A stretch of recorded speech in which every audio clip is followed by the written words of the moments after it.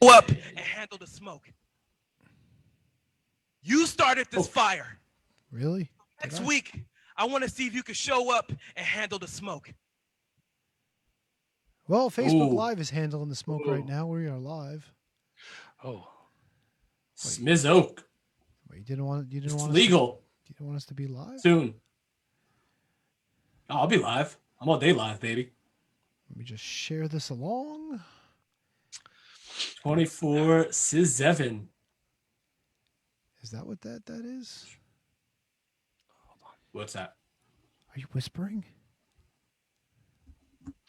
Matt's whispering. Oh, you wearing a fucking? Are you wearing a Jay White shirt? He fucking left. Matt quit the show, everyone. Oh wait, there he is. He's back. Why is he leaving? He didn't leave, did he? Oh, there he is. I was following the stream, which is about 10 seconds behind what we're doing. So good to see you decided to come back. I didn't go anywhere. I had to move so you could see Daryl behind me. Daryl. Strawberry? Oh, Hiromu's cat. Daryl, he finally showed up. What? You don't know Daryl, Hiromu's cat. Come on. You guys are the fucking worst. Daryl. I'm starting to worry about Matt. Really? Well, we've got Daryl's cat. We've got Watts joining us later. We've got Rocky Romero joining us. Oh, yeah. It's not Daryl's cat. It's Hiromu's cat. And Hiromu named his cat Daryl. His name is Daryl. You never saw Daryl? He looks like a derelict to me. You get derelict. Don't hate on Daryl. I hate you and Daryl. How do you like them apples? It seems very aggressive, sir. We've got so much great wrestling to discuss, and you're fucking playing with Daryl's cat. No, I'm not playing with Daryl's cat. Daryl is the cat. What's wrong with you? Do we need to start posting cat assholes for this episode? I'm very excited about this cat. Well, good. Good for you. See, it's got a little Japanese thing, a little Japanese tag. Hello. That's just another cat. It's not just another cat. People, this is Daryl. We're going to talk to Rocky Romero about Daryl. Oh, I get it now. All He's right. gonna school you fools on Daryl. I know Daryl now. We got picks. We got AEW Full Gear. Oh, we got more picks to make? No, we got picks that we made that we got to talk about, you hand job. Do we, you fucking fuckface? And that's all next with Daryl. On the Shining Wizards Wrestling Podcast, episode number 506. Oh, baby. The following is a presentation of the Shining Wizards Network, broadcasting live on rantiumradio.com and available on all podcast platforms and at shiningwizards.com. Follow us on social media at Wizards Podcast. Get our merchandise at merch.shiningwizards.com. Shop at Amazon at amazon.shiningwizards.com and become a patron at patreon.com/wizardspodcast. As always, we thank you for your continued support. And now, enjoy the show. Ladies and gentlemen, this is Eddie Kingston, Jakarta's Grand Champion, and you're listening to my peoples at Shining Wizards Podcast, shiningwizards.com. What's up, fuckers? I have a small dick. Whoa! How dare you? God damn! Ladies and gentlemen, the Shining Wizards.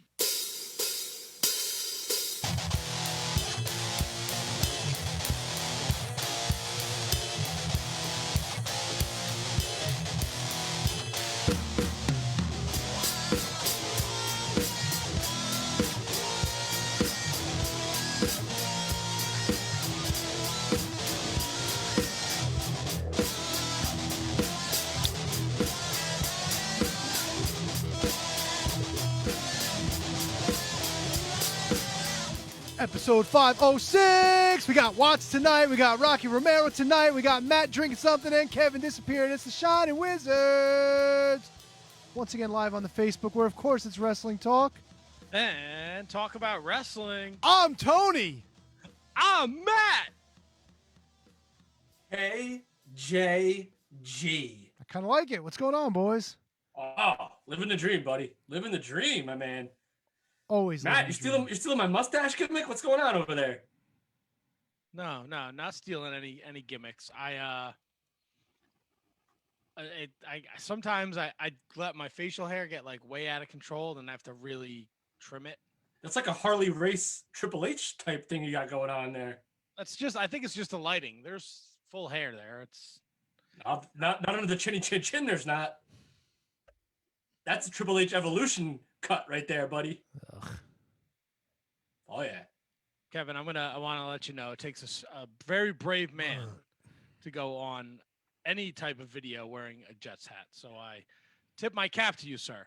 got to support the team, my man. I was gonna go full blown hoodie, but I decided that would be too much, and it'd be too much of a invitation to get criticized. So I went with the winter hat, even though it's 80 degrees outside.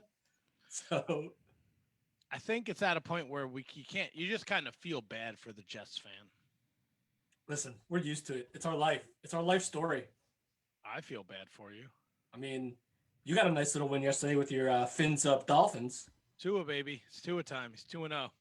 How you doing over there, Dr. Donk? T-Donk! Chilling like a villain without my penicillin, my baby. Oh, God. What a hack. Wow. What a rap. What a rhyming lyric. All right. Yeah, you're a jazzing fool. I'm doing well, gentlemen. How are you? What are you? See, we already talked about it, T-Donk. You got to give us the real deal. Give us the scoop. Give us some outlandish story, T-Donk. Outlandish story. Yeah, what are you, fucking Dr. Zeus tonight? You're going to rhyme all your words? Dr. Zeus? Dr. Seuss. Nope, you said Dr. Zeus. You did say Right, Dr. Zeus, you Hold fucking on, Kevin. stammering You started idiot. the whole podcast. You had the fucking microphone like 6 feet away from you. Oh, yeah. You sound much better. Thank you. Dr. Zeus. What's wrong? Take two Tylenol. Ah! Hogan. Wait, Dr. Zeus. here's my Zeus.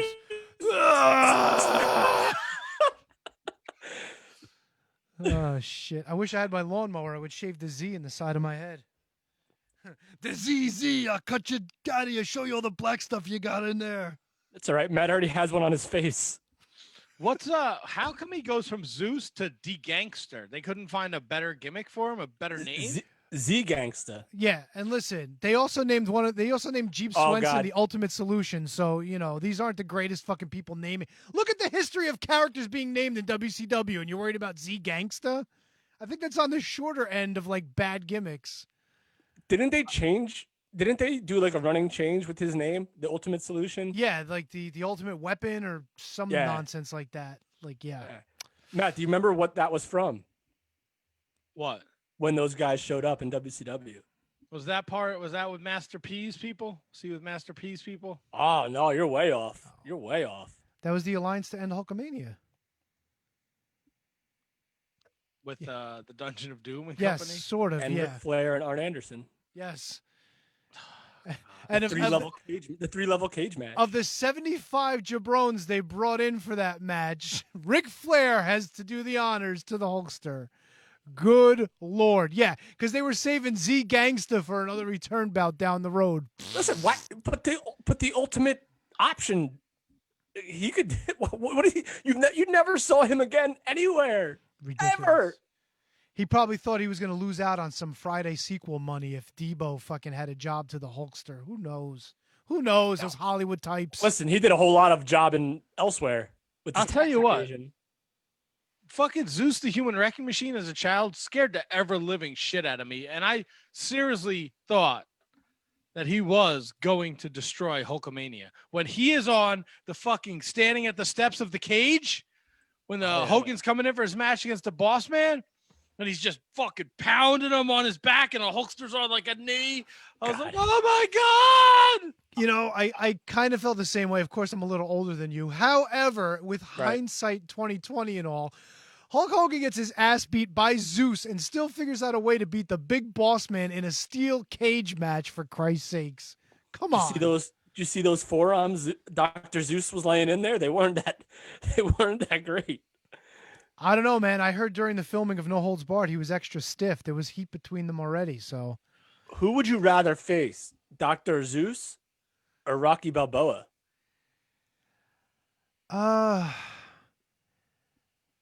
Hulkster did both. I feel like I'd rather face Rocky. Ooh. I mean, are you Thunder Lips? Are you Hulk Hogan, or are you just like yourself? You're Hulk Hogan in both scenarios. Okay, I would definitely want to face Rocky Balboa because until he gets those gloves off, as long as you're not tossing him around calling him meatball, I think you'd have a better chance of beating him rather handily rather than facing Zeus. Yeah, but that's not a fair question because we got Hulk Hogan and Zeus, but we never really got. Did Zeus ever take a pin? No, didn't Macho Man take the loss in the tag match? He may have, and in the Survivor Series match, Zeus got disqualified immediately. Zeus got disqualified. I think. But then they beat him up in the background in the backstage segment. No, wait a minute. Didn't they throw salt in Zeus's eyes? Isn't that how Hogan rolled him up? No, in the SummerSlam match, I don't know, but in the Survivor Series match, Zeus kept choking Hogan and until like all of his partners, like DiBiase and the Powers of Pain, had to try to pull him off. And then he got disqualified. Like $1 Million Man would like do like the money sign. And then, but in the back, because Brutus was a survivor of his team with Dusty, and Hogan was the sole survivor in his match. But then afterwards, like Sherry came in and threw powder in the eyes of Brutus and Hogan, and then Savage and Zeus ran in to beat him up to set up the whole no holds barred pay-per-view / movie deal. Yeah, the movie, the match. Yeah, the match in the movie. Why have a Merry Christmas when you can have a no holds barred Christmas? Matt, you had something. The Hulkster did pin Zeus at SummerSlam 1989 with the assist of the Sherry's loaded purse. That was it. And he rolled him up too, right? He didn't need a leg drop. He just got a quick roll up like Hogan would do to The Undertaker a couple of years later. No, he hit him with a scoop slam and the leg drop after he hit him with the loaded He purse. did. I don't remember that. Neither do I. And I've watched that show a lot of times. Fuck, man. Zeus, Dr. Zeus taking the pin. And then they did the cage match at the no holds barred, the pay-per-view. The movie, the match. The cage match wasn't SummerSlam. The cage match was the match in the movie. All right. Yeah, the movie, the match. That's right. That's right. I have SummerSlam starting off hot with 2 tag main events. I have the No Holds Barred DVD release that came out a couple of years ago, and if I'm not mistaken, I think the match is on the DVD. I'd have to go look at it during the break, but I'm almost positive that match came with the DVD set, which makes sense. It definitely makes sense because they hyped it up as one entity at the time. It was like watch the match, stay for the. Was it watch the movie, stay for the match? I was only 6 years old. Yeah, so it was the movie, the match. You watched the movie, and then they showed the match, which was taped like a week ahead of time or something like that. But it came out just in time for Christmas, so it was like a holiday kind of special. Imagine being that big of a wrestling fan, like that you'd watch No Holds Barred and then stay for Hogan and Beefcake for Zeus and Savage. Well, don't forget. Go ahead, Matt. I would do that right now. I would do it right now too. That'd be a great outing once the world opens up again. Well, you also those drive-ins. You also got to remember too. At the time, there was no. I mean, like renting movies on your cable box was in its infancy. There was no Netflix. There was no streaming. I mean, you had to go to Blockbuster to get videos. So it was kind of a big deal, like to rent the movie and then get the match included with it. You know? Yeah. It's like a little like mini pay-per-view with a bonus film, a theatrical release. Getting to see the Hulkster, Daddy. God, it's so ridiculous how popular he was. You know, in the cage, Hogan pinned him too. Wow. They didn't escape? Beefcake and Savage both escaped, leaving it to be Hogan against Zeus, and then Hogan hit three leg drops to get the victory. Three leg drops. That's called learning something new every day. That's called burying. You know what? It was. It had to have been at that point that they knew they weren't going to go with Hogan versus Zeus at WrestleMania. They had to have. Otherwise, they never would have buried Zeus at that point. That's ridiculous that was ever a possibility. Like, think about that. Hogan Zeus at WrestleMania 6. That's where we are, right? That's the timeline, right? Yeah. 89 to 90 would be WrestleMania 6. Yeah. Yeah. Oof. 100%. They dodged the bullet with that. Yeah, but I don't know if they dodged much. I don't know if they suffered through another better bullet doing Hogan versus Warrior. But, you know, we've discussed that a million times. T-Donk, as fans, though, there's no match. And at the time, you didn't get the babyface match. Like, at that time, like, from the Rumble on, like, there was no more anticipation for a match. Maybe, if I go out on a limb and say maybe,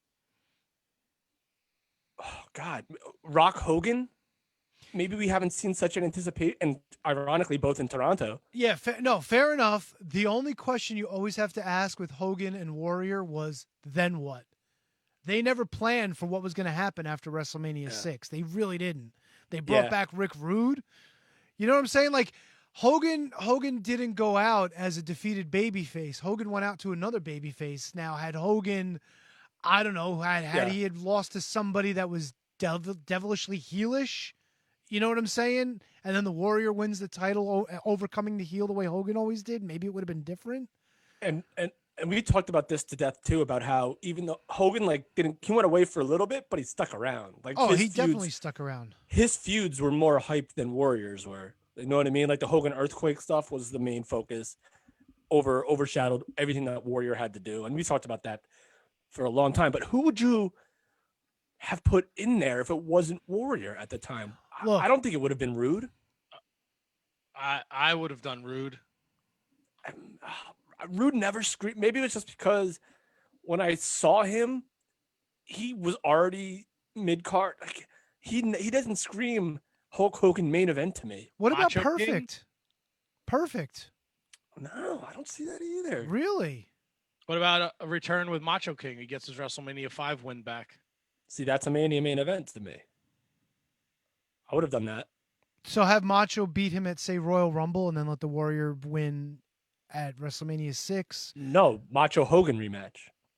Oh, you'd have Macho Man go over Hogan at WrestleMania 6. Sure, you could do like some cheapy finish where he uses the scepter on him. Actually, that would be cool because then you can have the arc go all the way to WrestleMania 7 and have Macho versus the Warrior at that point, maybe. Like title versus retire, like career? Yeah. Well, Like Macho title. title. Yeah. That would have been And if he cool. beat the Warrior, he retires or something goofy like that. Yeah, because Macho Man was retiring at that point anyway, wasn't he? I mean, so that was the game plan that Vince had all along, at least, to have the Macho Man retire. And you have Sergeant Slaughter coming back as this and it was so funny when he came back, he wasn't like this. He wasn't supposed to be like this Iraqi guy. He was just supposed to be anti-army or anti-US. And then it developed into the Iraqi stuff. I think that was amazing television at that time. It was. Then the really funny thing was you listen to stories lately. That was supposed to be Tugboat getting that job. Tugboat was supposed to be the Iraqi sympathizer. Tugboat. I don't believe that. I don't care how many times Bruce Pritchard talks about it or they talk about it. I don't believe for a second we were ever going to get Sheik Tugboat. You don't think that's? You don't think? No, don't get me wrong. Go ahead. I mean, I would love an action figure of Sheik Tugboat, but I don't think I'd ever want to see a character Sheik. How do you say toot toot in whatever language? I don't know what language they speak. I'm sorry. I mean, it's just so strange that Farsi, is that it? You think it would have been a rib? You think it's a rib? Like, you think Bruce just throws shit out there sometimes just to throw shit out there? But he's held to his guns about this. I know. It's not like he mentioned it once and just said, "Oh no, Connie, that's it, that's over." He said it. It was supposed to be Tugboat, but I still don't believe it. Sheik Tugboat, T-Dog. Yeah, and the funny thing is when you look at these characters, like Sergeant Slaughter's always been known to be like a genuinely nice guy, but right. Uncle Fred, I think probably would be higher up on that list of nice guys. Could you imagine him going through his life at that time, like dealing with death threats to him, his family, and like all the nonsense that Sarge had to put up with? That's a real tough position to put somebody like Uncle Fred in. I mean, Fred's a nice guy, but I wouldn't mistake his niceness for the ability to pound somebody into the dirt. Oh, sure enough, but still, it's also a situation where, that's some rough shit where your family's getting death threats. I mean, Sergeant Slaughter's talked about it for years that it was a rough time, and they were like, are you ready for it? And he's like, I thought I was, but he's like, how could you be ready for shit like that? And the timelines are so like, they're not like wrong or skewed, but they're different in terms of when they decided to run with the Iraqi thing. Cause like we said, Like he didn't start that way. It wasn't supposed like it didn't seem like it was going to be like an Iraqi sympathizer thing. No, but don't forget also too, like the whole thing with Desert Storm, Desert Shield, that all kind of went rather rapidly in the grand scheme of things. Like that shit, Desert Shield was there for maybe a month or two going into January, and then by the time Desert Storm started, it was like over and done within a matter of weeks. So now you've got this story like, hey, they're jumping and trying to strike while the iron's hot. I think by the time they even got to Royal Rumble, the fucking war was already over. Is that a fact? Is that real? That's how quick it went? Yeah, it was fast, dude. It was a lot of the troops came in and there was a lot of surrendering because they didn't even want to fight. It was a complete shit show for the other side. Like it was pretty much like everybody just laid down their weapons. Like I remember this, dude, because I was still in high school. I was in high school, not still in high school. Like you guys were probably fucking little kids. But yeah, dude, it was like over and done like that. It was crazy how fast it was. That's crazy.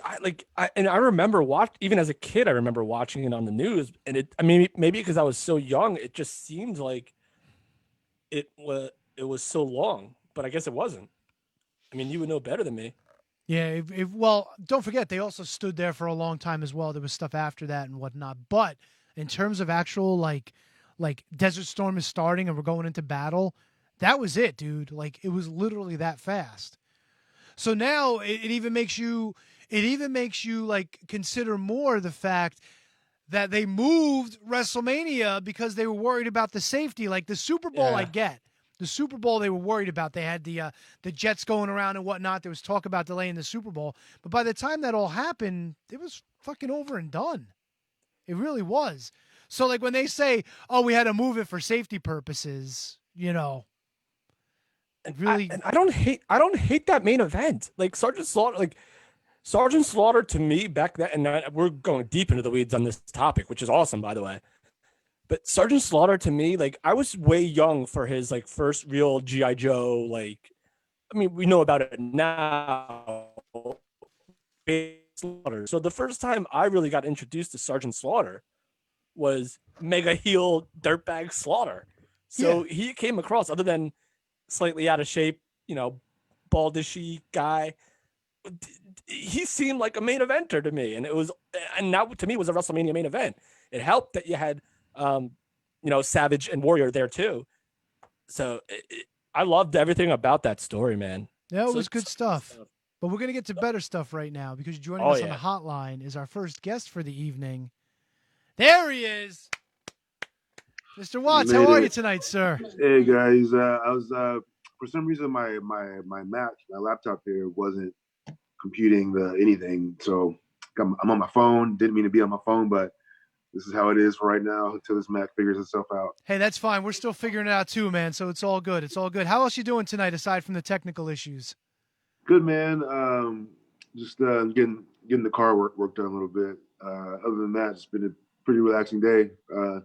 The weather's changing here, so it's getting a little cooler, which has been nice. It's been so dang hot. It's nice getting a little break from that.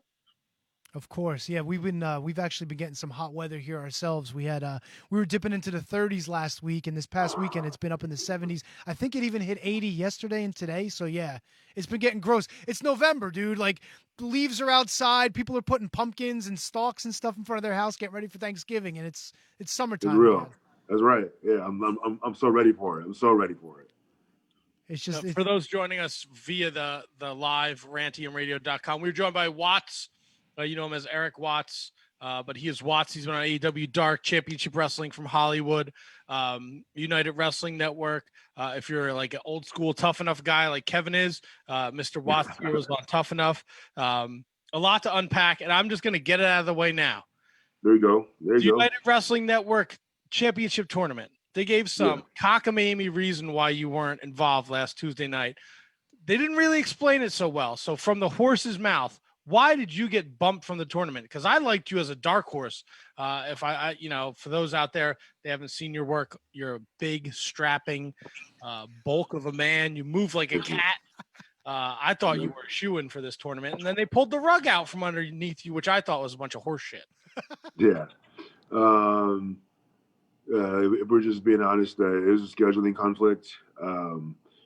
wasn't any reason in particular, like as far as the heat wise, or I didn't get pulled for anyone else. It's just a matter of it was just scheduling conflict. It's a little tougher when it's during the week. Just a little scheduling conflict. There's no actual beef or heat. Just a matter of just the date not being available. And so we've seen you on AEW Dark. We've seen you on Primetime Live. And I'm like, when I first saw you back, I'm like, I know this guy. Like, how do I know who this guy is? Yeah. And I'm sure you get this a lot. I'm sure you get it a lot. I had to like literally go through Google, like every single, like watch. And I'm like, tough enough. So for those who may not be familiar, because, you know, UWN is still relatively new. Yeah. So for those who might not be familiar with you, can you update us on what you've been doing since that tough enough? Like that's not that close. That's a long time ago. Yeah, a while ago. Yeah, United Wrestling Network has been around for a while. And honestly, like essentially right after my run on Tough Enough, I kind of went full steam ahead with United Wrestling Network. And, okay. And the number one, like the flagship show is, you know, Championship Wrestling from Hollywood. Right. That's the show that's been around for over a decade. Right. In fact, we just shot our 500th episode this past weekend. So I've been just kind of deep diving into that, getting invaluable TV experience, building something cool with a lot of my friends. Lots of guys who you see on TV now got their start, you know, here at United.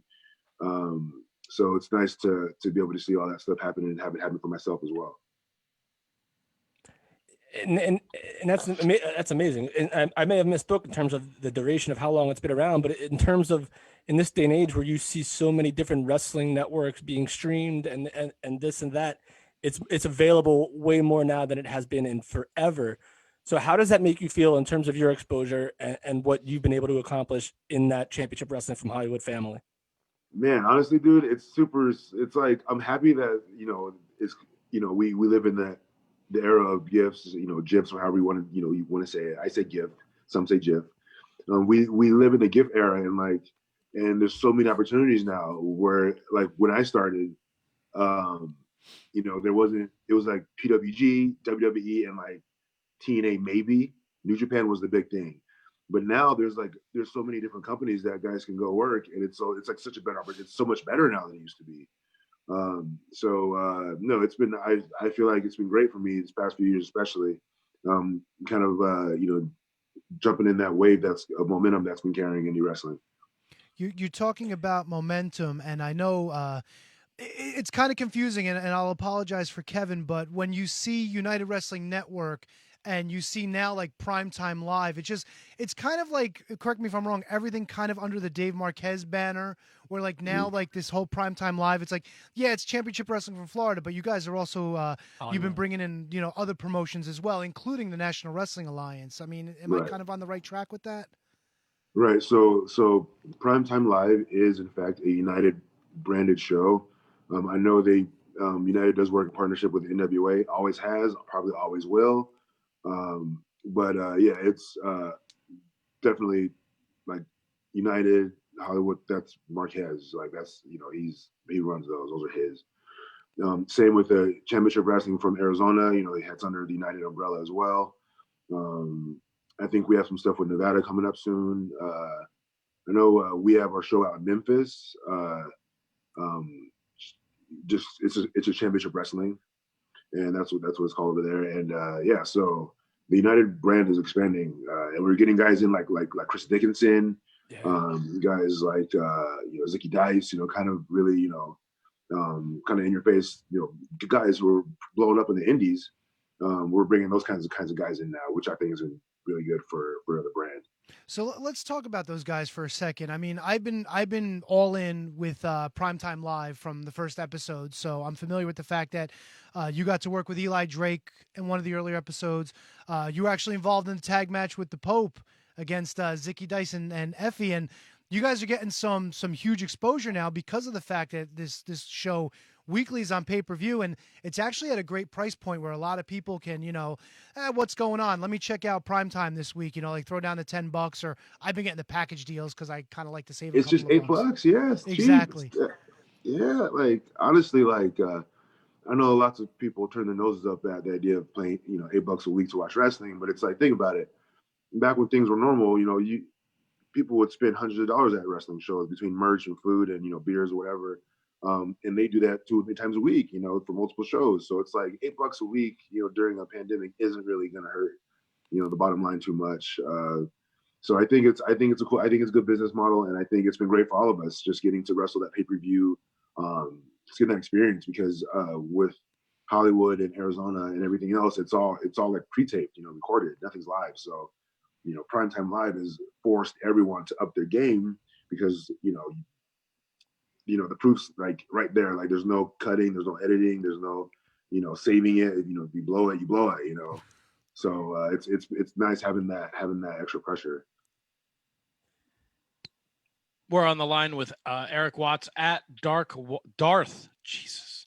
Yeah, he can't talk. Never. It's like without fail, every episode I say something wrong.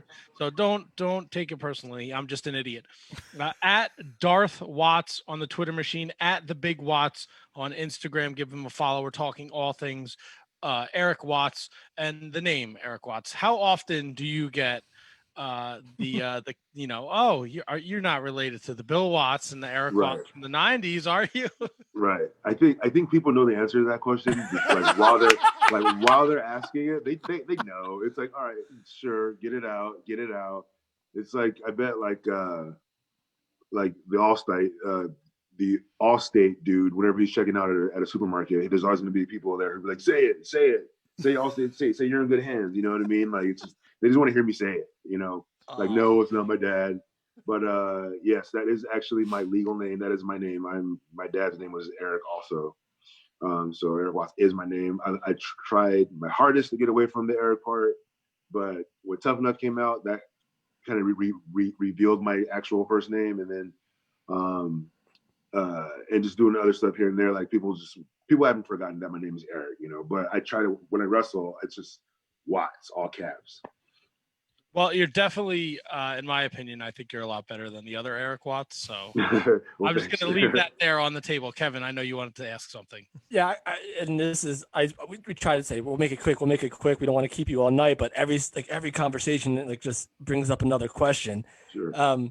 So you did not quit from Tough Enough, and you're obviously finding success in wrestling. What is it about it? Is the love of the business so deep in you that you just love it and you won't stop for anything, even though that goal may have not come to fruition? Yeah, I think it's an interesting time right now, especially because you're seeing lots more places to work. Where I remember like 10 years ago, once you hit like 28, you're as good as retired because WWE wasn't gonna pick you up if you're after 30, older than 30. I mean, that was the official rule, but that was kind of like the understood, like everyone kind of knew like 30 years was kind of benchmark.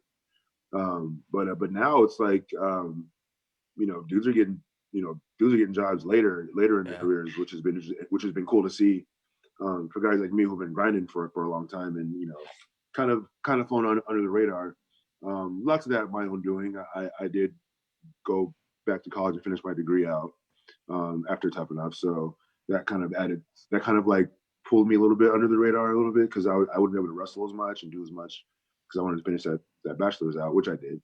And then after that, we kind of just started hitting it harder, and then now here we are. I feel like if 2020 didn't happen the way that it did, things would look different for a lot of people right now. Well, Matt, one more for me, and then I'll let you guys do your thing. You got the tag team up with the Pope, D'Angelo Dinero, Elijah Burke, whatever you want to call him, who many consider probably one of the most, not the best kept secret, but probably the most underutilized guy in the modern era of professional wrestling. Like, I think he's awesome. People a lot smarter than me think he's awesome. Eric Bischoff thinks he's tremendous. What were your thoughts on working with Elijah Burke, the Pope, and his talent and his contributions to this product? Pope Pope has been, I remember him from back in the new breed days, the ECW. Oh yeah. And the dude, I mean, you hear this a lot. You hear Black Don't Crack. You hear that, you look the exact same. You look the same day you did, all these years ago. But when I tell you, this dude has not aged since 2008. Like, and he has abs, and he's just ripped to shreds, and he's still super duper athletic. Hasn't lost a single step. Like, it is insane. So just seeing, and when you've been doing it as long as he has, there's certain ways you move and certain things you kind of pick up on. When you've been doing it, you kind of get in sync with wrestling in a different kind of way that someone, for instance, who's been training for a couple of years just wouldn't be able to do. So just seeing different things, seeing him do in the way he moves and the way he kind of carries himself, it was interesting. It was cool. I have to ask. He's Do it. here. Did you just refer to the Pope and the New Breed as under the ECW banner? Look, It's not ECW, Watts. Don't say it. the way I look at it is, if I owned a pair of shoes and then you bought the pair of shoes from me, they are now your pair of shoes. He makes sense. So it's ECW. It's not ECW. Any history that WWE decides to put on ECW counts as ECW because they own that shit. Yes! ECW. That's how owning things works. Like, yes! You can't just like, it's theirs. All right, so we're 1-1 then. I see these two idiots are celebrating. Don't forget, Teddy Long doesn't recognize it as ECW. So we got Teddy Long 1 and Watts 1. This is serious competition, boys. I mean, take Teddy Long's word over mine. No. Don't do the job to Teddy Long, Watts. I'm just giving you my understanding of how ownership works. And when you buy something, it's yours. That's just, That's genius. By the way, Teddy Long is in his 70s, and dude's got abs. He showed us his abs when we talked to him a couple weeks ago. Not surprised. Not surprised. I mean, look, if you were 70 years old and you had abs, you'd show everybody too. I wish I would never wear a shirt. Are you kidding me? I'm not even 40 and I don't have abs. I'm not showing anyone anything. Shirt on. You mentioned Championship Wrestling from Memphis. They just dropped their drive-in spooktacular where you wrestled Humongous. Are you always, because I know Miguel just cut a promo on you too. He's all fired up about something. Are you always pitted against the bigger guys because you are a bigger guy? That didn't used to be the case, but it is now. I think I'm able to move a little bit better than guys who are my size. So I think we can do compelling matches with me trying to outspeed or outmaneuver a dude bigger than me. Because I've done a trillion matches with guys smaller than me, so it's nice to do something different. Yeah, you really got to show off your athleticism in that tag match on AEW Dark with Jungle Express. Jurassic Express. Wow, you are hard tonight. I might be having a stroke. Great. Jungle Boy, it's all good. But you and Ray looked awesome. And I know there's a history with you guys there in Championship Wrestling from Hollywood that involves a heavyweight title. And I don't want to get too much. I don't want to upset anybody, but you guys as a team, and it was, everyone kind of knows what Dark is. The way I look at Dark, though, it's a place for you guys to get noticed. And I thought you guys had an excellent showing. How did you get the invite to go on down to Jacksonville? Yeah. So I'm real good buddies with Scorpio Sky. Awesome. And I've known Chris Daniels for about 9 years. I met him like right after Tough Enough, actually. And we've kept in touch lightly. And then there was some interest on my end to go to Jacksonville. So we kind of just put that together. And I didn't know Ray was going to be there until I saw the booking email. I was like, oh, there's Ray. That's cool. And then and that was actually Ray and I's first time tagging together. We'd never been on the same team, so it was fun to be on the same side as him. And obviously, Luchasaurus and Jungle Boy are two of the best, athletically especially out there. The match was a blast, man. I was glad I was able to have it. Do you think COVID aside, do you think that a concept like Tough Enough would be watchable in 2020, 2021? I think Tough Enough is watchable any year, every year. I think the fact that they're not making Tough Enoughs is a mistake. I think it would be especially interesting to see how they would do it in the COVID times. I think people will always want to see people's stories. Like people, that's kind of the thing now. People want to see the real person behind the wrestler. Like everyone's smart, everyone's in on the gag. Like people want to know what people are like in real life. That's just the nature of humans. And I think Tough Enough every year would be a success.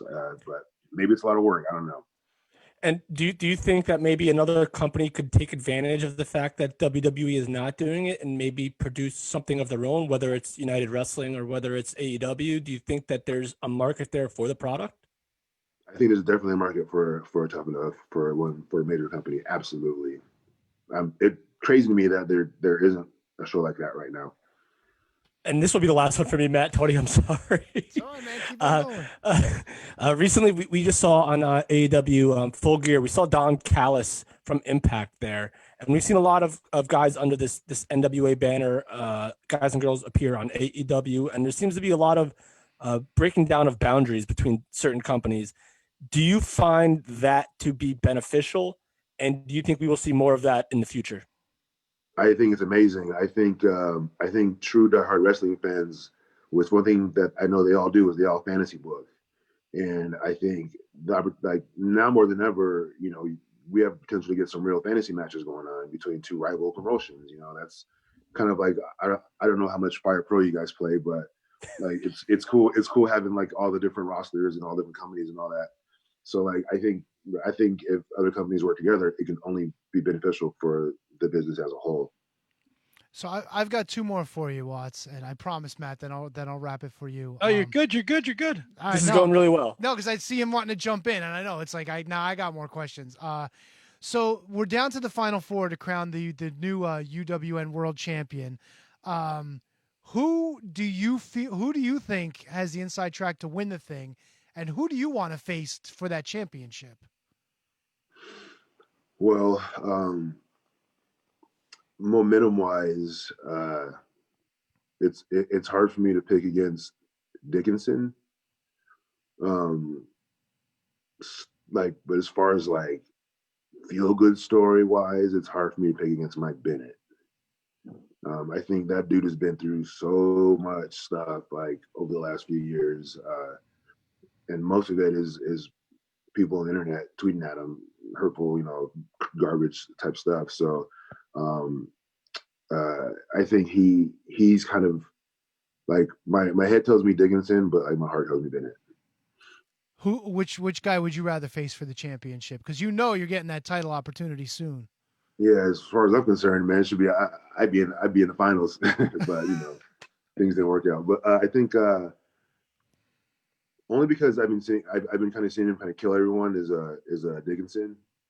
He's been just smashing. He's been tearing it up across the country. He's blown up. He's blown up during a time where it's hard to blow up because of COVID and all the restrictions. So he's the guy. He's the match. He's the fight. Yeah, he seems to be the guy. Like it's great to follow like on AEW to see Eddie Kingston finally get his due, but then you look at a guy like Chris Dickinson who's been grinding forever as well, and it's nice to see that he's finally getting his due as well. And exactly. You know what better place to see that than on pay-per-view on a Tuesday night? Exactly. He and I have followed a similar path as far as running the Indies for a long time. So. He'd be the fight for sure. That'd be the story right there. Watts winning his first world championship against Chris Dickinson. I'm down. That's it. I'm down for that one. Insky. Tony, you said you had two, or was that everything? Well, that was the two. Who did he want to face, and who did he think was going to pull it off? Well, you stole my question, so I hope you're happy about that. I hope you sleep well tonight. Good. That means we're all on the same page. At least I didn't stutter during my question. You had the audacity, oh boy. You had the audacity to wear a Zicky Dice t-shirt during this interview. Because he's outlandish. He wasn't outlandish a couple weeks ago against Mr. Watts, though, was he? Listen, the Pope had his number. That is what it is. They had a hell of a match. It told a great story, and Zicky Dice came up short. Whoa. don't sell our friend short here. Not just the Pope. Watts had Zicky Dice's number 2. He put the boots to Zicky. Well, of course he did, but Zicky brought in the special weapon. He brought in Effie. I know it really didn't help. He still wound up losing, but hey, I'm glad Zicky brought in Effie. I feel like they're a natural team. Hopefully, a team more. Yeah, they did work well together. They had some interesting chemistry. I'll give them that much. Yeah. Still a little disappointed that Zicky lost the TV belt, but at least he lost it to a good guy like the Pope. And it was a hell of a match. I enjoyed it. I enjoyed that match a lot. Now, Mr. Watts, I got another question for you here before we wrap things up. NWA, UWN, primetime tomorrow night, big tag title match. The shooter, Aaron Stevens, he's coming back after he got dicked over a couple weeks ago. And he's with the question mark. My question to you is, have you ever seen the question mark and Josephus in the same room? They're not the same person. They look exactly the same. No, honestly, I haven't seen you or anybody else here in the same room. So as far as I'm concerned, you guys will be at the question mark. There you go. You know what? I think I might have the body for the question mark. Oh, definitely. 100%. I mean, yeah. And the question mark's a much better fighter than Josephus was. So yeah, I can't imagine they're the same guy. Yeah, I know. Little history with Josephus there at Championship Wrestling from Hollywood, right? There is. He and Tim Storm were beefing for a little bit right before I think like a little bit before Power started. Tim Storm and Josephus was like the big blood feud going on. Yeah, Josephus won that what was that? The empty arena match, right? He did. Good God. He did. He put I think he put a tip to a table or something. Poor something Tim crazy. Storm. The things that poor man's been through.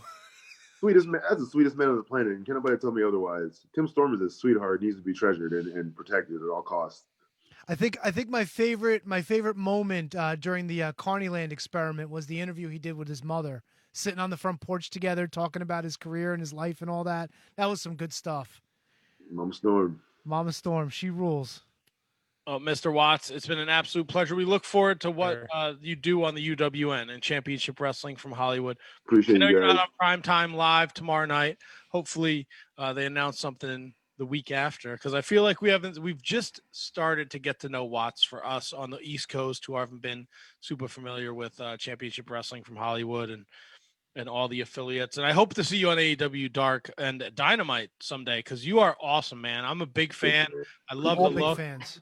I wish you all the success in the world. I think the three of us do. At Darth Watts, is that a Star Wars thing? Oh, 100%. I got the Imperial logo right now. I don't know shit about Star Wars. I've seen That's them all all. good. That's like Tony, That's he's fine. the Star Wars guy. Did you watch The Mandalorian with the baby? Oh yeah. Of course. I'm all caught up. Oh man, that little bastard was eating those eggs. I would have killed him. He's a little shithead, isn't he? I mean, oh, fuck him. Everyone thinks that this kid is going to be the next Yoda. No, this kid's going to be the next Emperor. He ate 3 babies, for God's sakes. I'm just saying, he ate babies. He eats babies. How is he good? He's not. Well, the Yoda's got to eat. He ate babies. Those babies. it's a perfect way to wrap. You up don't the understand. podcast. They killed a dragon a week earlier, and they had the dragon meat. They brought it around. They had tons of it, and this little son of a bitch is eating eggs of a woman frog who's taken her eggs to her husband to be fertilized. They were the last of their species, and this little bastard's going, and he's like, "What are you doing?" And he just looks at him and he eats some more. Maybe he doesn't eat meat. Maybe he just likes eggs. That little sounds like a shithead to me. Yeah. So what am I? Are we? Is everyone backing off the love for the baby Yoda? Yeah, he's a little bit of a jerk. He's a fuckhead. Yeah, I don't like him. Is it like a wrestling thing where, like, when he's like the hottest as a face, you turn him heel? No, but here's another thing. He can use the Force. He's done it before. But every time there's trouble, he hides. Like, what are you doing? You got the Force, dude. Help somebody out.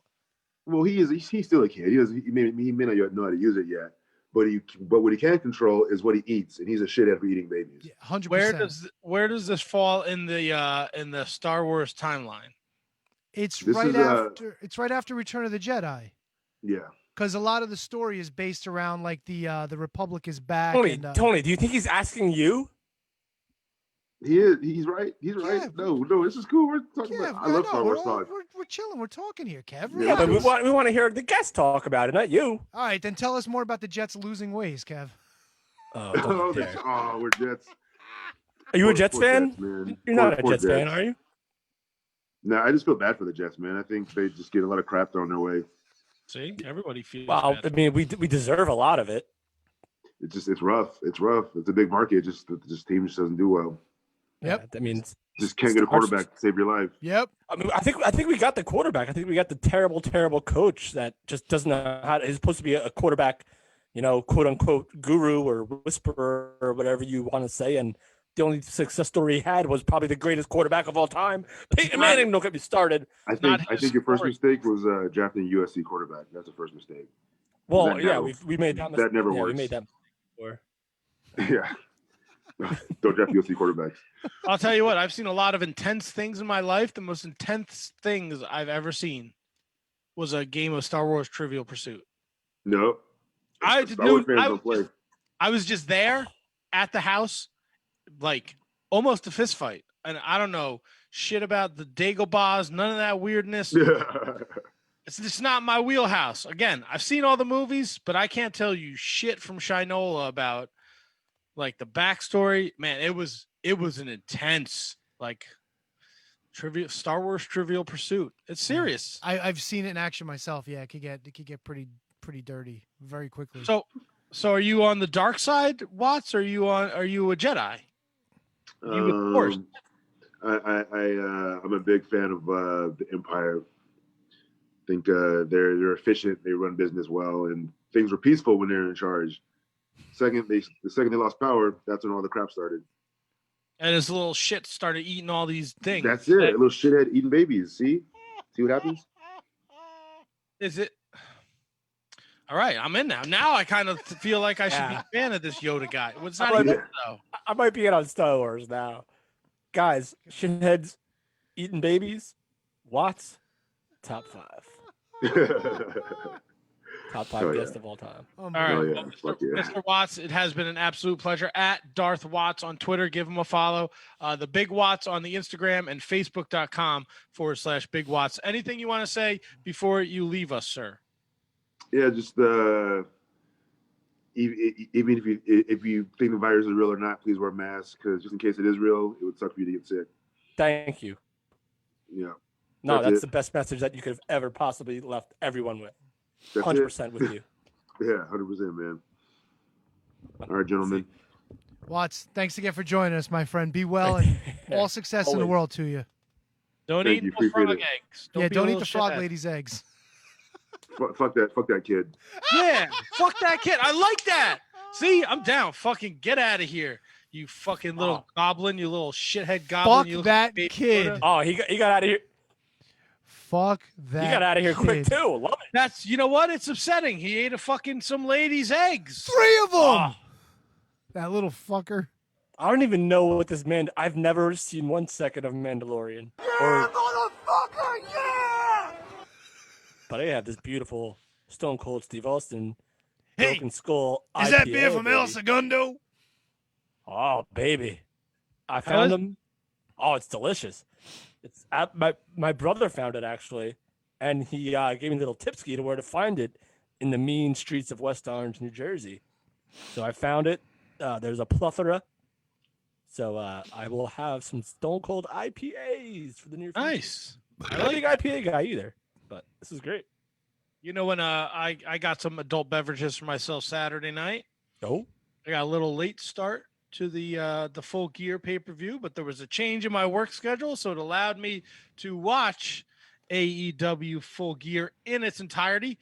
Granted, I was about an hour and a half behind, so I had to stay off of social media. But for the most part, I give it 2 thumbs up. Oh, Matt, I'd be hard pressed to disagree. And I feel like you're what we talk about WWE about we can't watch the shows, but the pay-per-views are usually good. AEW shows on TV are usually okay, but their pay-per-views always deliver. And I feel like it's WWE. Oh, look at Tony with that mean mug.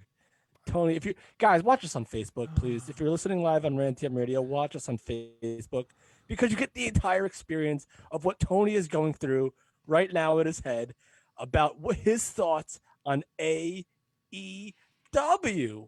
T-Donk. No, you guys talk. This is cool. No, you guys talk. Go ahead. No. Kevin has a great point because you used to make all sorts of crazy faces on the hot mic, but nobody was watching the fucking hot mic. Did you see who was in? Did you see who was in the Facebook with us tonight?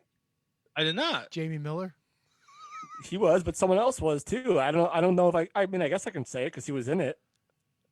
He has a certain brand on NXT. Oh, really now? Oh, yeah. He was there. Saw that for a little bit. Fantastic. Mansoor was there watching. Tony? What? Let's see. How did you feel about AEW Full Gear? Over- Since you're very critical. No, overall, I loved it. I thought it was a great show. There were quite a few things that happened that I'm scratching my head at, like the fucking Young Bucks winning the tag belts because fuck the Bucks. Hell of a match. Didn't really care for the outcome. Don't understand why Tully Blanchard couldn't be at ringside, but whatever, storyline. Nyla Rose still needs some work. Some work. That match was falling apart rather quickly. I don't understand all the pulling up by the hair. I get they're trying to make Sheeta be tough. I get they're trying to make Nyla be tough. I actually preferred their last match where Sheeta won the title. John Silver's a fucking maniac. I'm so glad he ripped the pockets off of that fucking idiot. I'm still pissed that he lost because I fucking hate Orange Cassidy. Fuck that guy. But T-Donk, you picked Orange Cassidy though. Well, because I knew he was gonna fucking win. He needed a win. He's lost like fucking 10 matches in a row. Well, I also picked Nyla Rose because I thought they were done with Sheeta, but I guess not. So who the fuck knows where that's gonna go? What else happened? Oh, Cody and Darby had a hell of a match, but fucking stupid Cody. This is what I don't understand. Fucking Cash Wheeler being a dick, not following the game plan. Cody being a dick, not following the game plan. Folks, here's a little word from your Uncle Tony. Follow the game plan, and you'll fucking retain your championship, you fucking dummies. I understand Eddie Kingston, and we love Eddie Kingston. I understand he wanted to send a tribute to Misawa, wearing all the green and white. Wasn't feeling the outfit, man. Wasn't feeling it. Just, I don't know. MJF, Jericho, a lot of people were complaining that Jericho looked like he was like 3 steps behind. I had no problems with the matches at all. I thought it was a great match, told a great story. Fucking MJF giving him the double birds and fucking hitting the canvas with the bat. Fucking amazing stuff. Main event, a little too much brawly, and I'm getting kind of like annoyed that fucking it's all like our world championship matches are going to be fucking weapons-filled affairs now. Hold on. What? They're not, though. What? Yeah. They're not. His match against MJF was completely different than this match against Eddie Kingston. Yeah, but it seems like for the most part, it's like all like weapony shit. Like, I don't know. Like, I'm getting... But you got to... The story that they were telling between these two guys, a lot of their stuff has been weapony. No, I get that, but it just seems like a lot of the stuff with Moxley's like a lot of weapony and things like that. I don't know. What else? What about the? Do you think that the Elite Deletion match redeemed itself, or do you think it was? Matt Hardy should not have gone over in that match. Yes, he should have. No, fuck that, dude. Sammy Guevara is the fucking future of the business. Matt Hardy should have fucking put the young guy over and then fucking go into his mentoring role with the fucking pub party, whatever the fuck they're called. This is exactly why Matt Hardy should have won this match. No. Because first of all, it's not a real match. For all intents and purposes. Who was involved with all of the shit that Hardy used to do with Impact? Was it Jeremy Borash? You can tell Jeremy Borash was not involved with this thing. Well, this is why you could listen. Jeremy Borash is a treasure. So, like the stuff he did in Impact, and then when he went to WWE, the stuff that he did with, I believe, he was producing the Undertaker AJ Styles match, or he may have been producing the Matt Hardy, Bray Wyatt stuff, or Randy. It was Matt Hardy, Bray Wyatt, right? Or no? Who's Matt Hardy? No, it was Bray Wyatt, John Cena. Wasn't he involved in that? There's been a couple. They had the Bray Randy Orton one, right? Or you want any wrestling? Jeremy Borash is a treasure when it comes to cinematic. I don't know, man. I matches wasn't and digging producing. this one. And then to top it off, they fucking Sammy Guevara is like they show him with his skull cracked open, fucking bleeding on the concrete, which just goes to show you they wouldn't have been fucking doing that if Matt Hardy was really concussed fucking 4 months ago, however long ago it was. Still a fucking work, still bullshit. Sammy Guevara should have won that match. Stupidity. Yes, I did. This like completely took me out of the pay-per-view. This Really, this- you get it's just the cinematic stuff just doesn't like it was really great when they did it in TNA and Impact. Like the Stadium Stampede was good and it was fun, but this just like, I don't know, man. I feel like we've just been down this road so many times with Matt Hardy before where it's kind of like, the fireworks, Senior Benjamin. I don't know. I just wasn't into it. Like Shane Helms being there was cool. Gangrel. Like Yeah, all these cool other, moments. I don't know. It was just, and it went on for ever. It felt like. Do you think that we have to lower our expectations for this type of stuff, and just accept that this is a part of who Matt Hardy is, and so every time we see Matt Hardy, this might be what we're getting, or every time we see certain people, this is the match we're going to have? Like, I feel like that's okay. If this is part of Matt Hardy's character, they don't always have to be TNA home runs. Look, they could just. But I even enjoyed, and you guys shit on me for it, that fucking Viking Raiders, fucking Poison Clan, whatever they're called, fucking party. The Street Profits? Yes. When they fucking Poison Clan. Yeah, I don't know where that came from. I was thinking of Two Live Crew for some reason. I don't know why. But yeah, like that silly shit. Like, I know you guys fucking hated that. Like, I was okay with that. This just didn't fucking do anything for me, really. Oh, I didn't hate the bowling and the darts and the axe throwing stuff between them and the Viking Raiders. I didn't hate that at all. So you were okay with that, with the dragon and the fucking dumpster and they were all running away? Because I thought you didn't like it that much. I think I was okay with it. I could be. And they fought the ninjas in the middle of the match? I love the ninjas. That I know for sure, that I'm on record for saying that I love the ninjas. All right. Does But, Matt Hardy but the think other to stuff, me? I don't remember whether or not I said at the time I liked it or I didn't. But I don't, like, thinking back, like, I don't think that I hated it. I could be wrong. Maybe I did. Who knows? I'm sorry, Kev. I went through the whole show myself. Any points that you wanted to bring up? Anything that you liked, hated, anything? Oh, I mean, Omega Page. I mean, come on. Yeah, that was a hell of an opener, too. That was a nice opening match. I felt bad for Paige, though, and Paige fucking was a sad panda on being the elite this week as well. But continue. I'm sorry. No, it's fine. That's you open a show with a match like that, and it's like a 40-minute match at least. I think it went over 30, over 35 minutes, and you have Kenny Omega now with the cleaners, the broom back. Which I think Matt expected this to come back, the cleaner of New Japan, and he's back, and he's going to the place where we always thought that he was going to start as the face of AEW. And I think AEW was very wise to not do that and hitch their wagon to Chris Jericho at first, and then Moxley became available. So that's big. And now Kenny Omega's back, and now we're gonna get Kenny Omega Moxley again. I mean, come on. Did you watch the match back to back? Like, did you watch it twice? Is that why you thought it was 40 minutes long? No, I watched it once. It was like 30 minutes. It was like a half hour. No, it was 17 minutes. Maybe I did watch it back to back. I tell you what, though, it's still on my screen. That tag title match could have fucking shaved about 5 or 10 minutes. That fucker was long. Don't get me wrong. I enjoyed it. Could have used a few choppies here and there in the middle, because that fucker just seemed to go on forever. I felt like the women's match wasn't terrible, but I felt like that went 5 minutes longer than it should have. Oh, you could tell they were gassed out at the end. Completely gassed the out. stuff at the end with Vicky was really interesting. I see. That bugged me. Why would you fucking build up this relationship, do nothing with them, and then all of a sudden Vicky's gonna fucking like give Nyla shit? Like, I don't get it. It's way too early in their relationship to have something like that go down. Maybe I'm wrong. I don't know. I was not expecting that, and I didn't like it. I said the same thing to Aunt Money. What's the point of bringing her? And I think that's why I think Kevin, out of the two shows, you were the only one that picked Sheeta to retain. What was the point of putting her with Vicky and telling that story where she would not wrestle again until Sheeta granted her a title match just to have her lose? Yeah.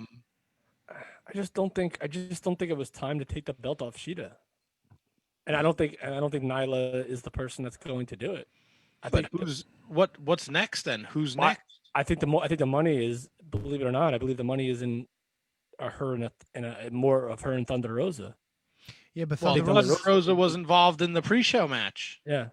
That's what's sick. A title that you're bringing in from another company is worth so much more than your championship. That's what are we doing here? What are we doing? We got Allison Kay, who came in for a shot, Serena Deeb, who's the NWA champion, signed AEW, Thunder Rosa, the former champion. Like, there's a whole bunch of good shit going on with that championship. And then we get Sheeta and Nyla Rose and half the fucking, like, where's Britt Baker? Statlander's not back yet. Swole is kind of like iffy on a good day. Like, what are we doing? What are we doing? Isn't that a good thing, Tony? That there's so many question marks. There's so many. No, there's so many variables that could make this division better. Maybe not now, but in the future, it could definitely. Now they might be in not the best spot, but in the future, there's so many variables that can make this division great. Variables are good once the equation starts getting solved. The problem is right now we have this equation and we don't know where to fucking start to go to attack it. We really don't. Yeah. And I feel like that's a case that could be made for a lot of the stuff that AEW does, even though I think it's more good than not. I think it's way more good than not. As a whole, the AEW, yes, but the women's division is atrocious. It's an absolute disaster. It's a black hole. Yeah, but you just said that you enjoyed the match. I enjoyed the match for what it was. It was better than I expected, but now what do? Is it Britt Baker? I would like to see more Abaddon. I don't want to see fucking Penelope Ford. I don't want to see Brandy Rhodes anywhere near a fucking wrestling ring. Agree on both of those counts. And it's a shame because Penelope Ford was actually on the come up there for a while. She looked great in her title match. That match her and Sheeta had was probably before Sheeta Thunder Rosa, Penelope Ford Sheeta was the best wrestling match that had been in the a women's wrestling match, excuse me. Now, look, they got snake bitten. Britt got hurt. Statlander got hurt. They're stars.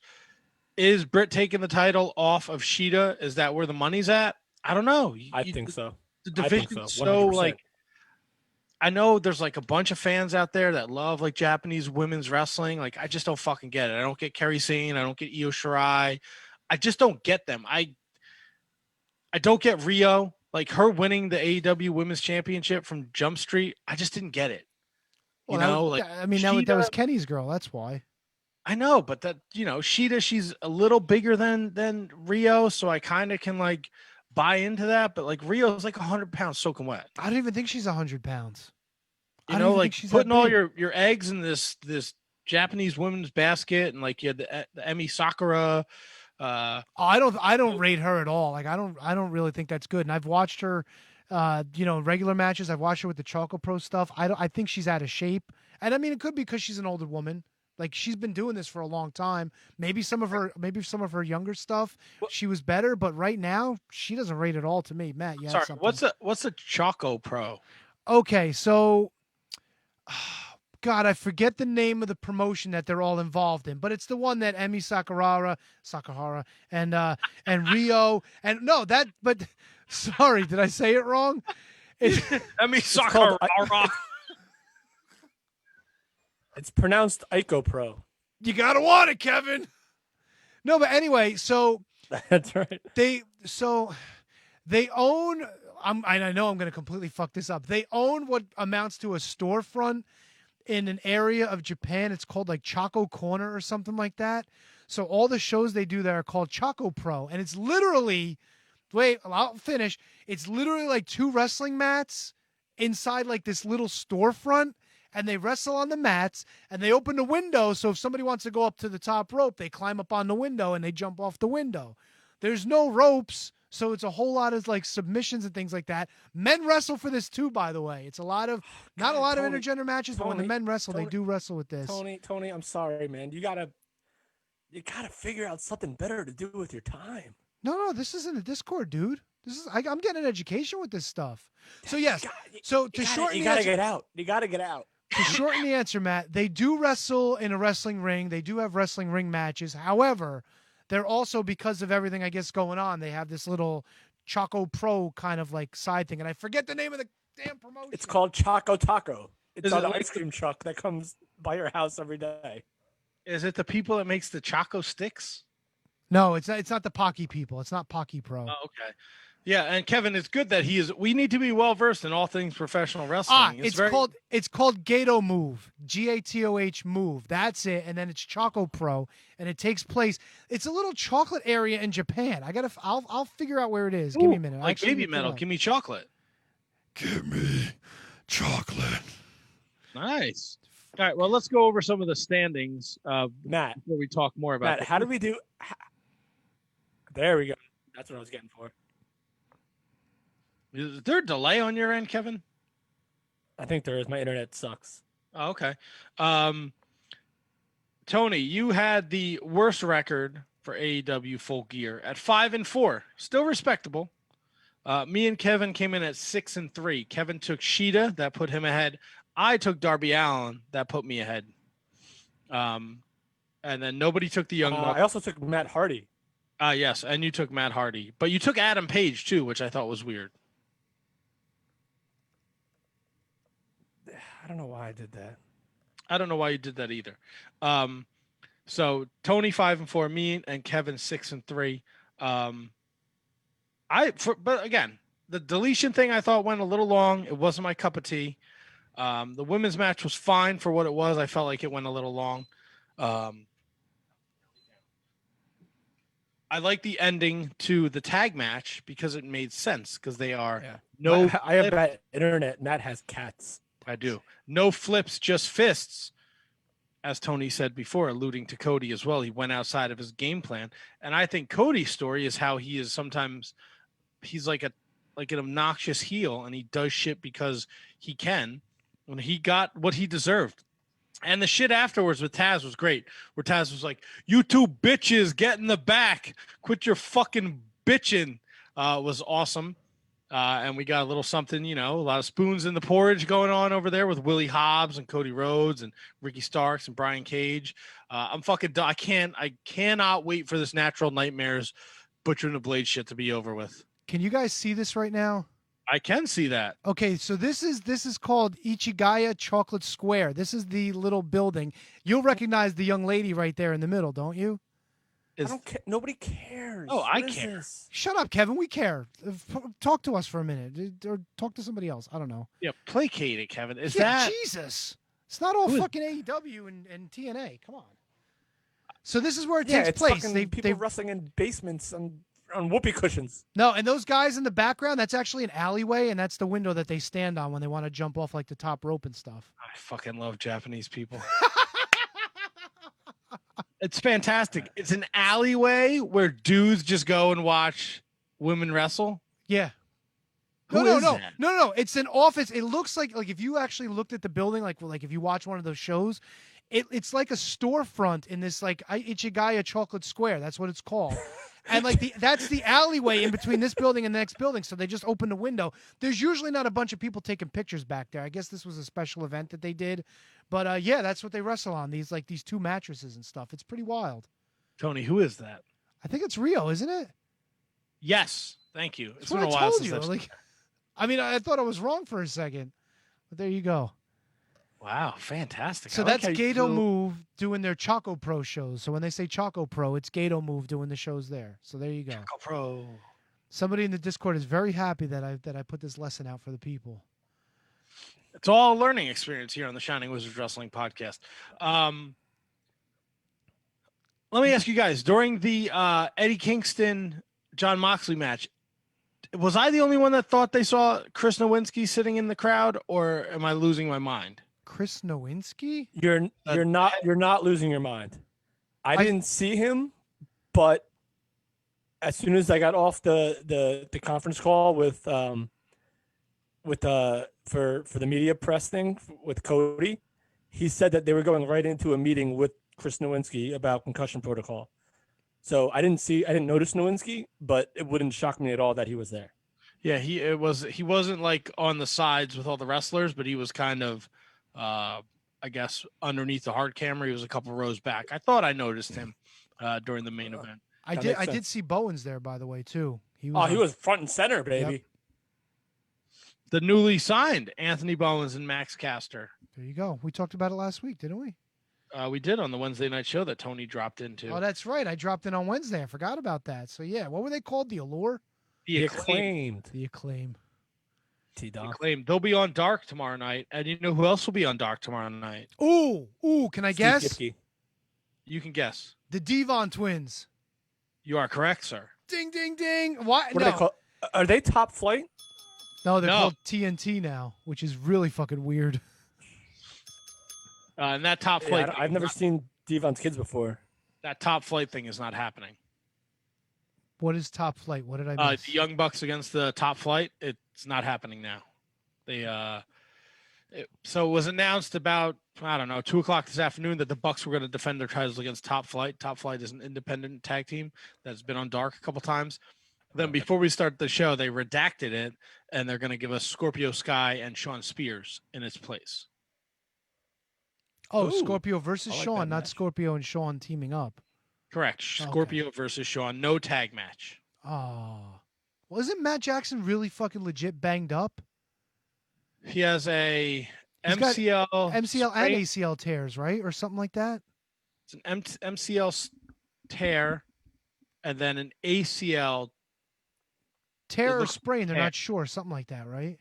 Yeah, but he said if you watch Being the Elite today, which I highly recommend you do, he said the doctor gave him the green light, so they did it. Yeah. There you go. What do you think of the Jericho MJF match? Me. Either of you, gentlemen. I enjoyed it. I don't understand. Like, look, you know me. Like, I'll fucking make fun of Jericho till the cows come home. As a matter of fact, I think he turns 50 today. On top of that, yes, it is his birthday today. He's a little older, a little more portly. You could tell like he kind of like sucks air a little bit. But in terms of this match with MJF, I thought it was perfectly acceptable. I thought it was great. I thought the ending was creative as fuck. With MJF playing the Eddie Guerrero heel moment, grabbing the tights to fucking roll Jericho up. The one thing that I would have loved, is with the rest of the elite not being the elite, the rest of the inner circle not being there. If fucking MJF would have just fucking destroyed Jericho at that point, that would have been cool as fuck. I think you're gonna see that Wednesday night. It's possible. Yeah, it's possible. This is gonna be played out. I think this is gonna be played out more than just Wednesday night. This is gonna be fun. This is gonna be the next stage in the program between MJF, and I think what it's really leading to is of Sammy baby. This is why Sammy should have lost to Hardy. It's because now Sammy's move on to something weird with MJF, and that's been simmering for a while. And Sammy's gonna be a babyface and leave the inner circle.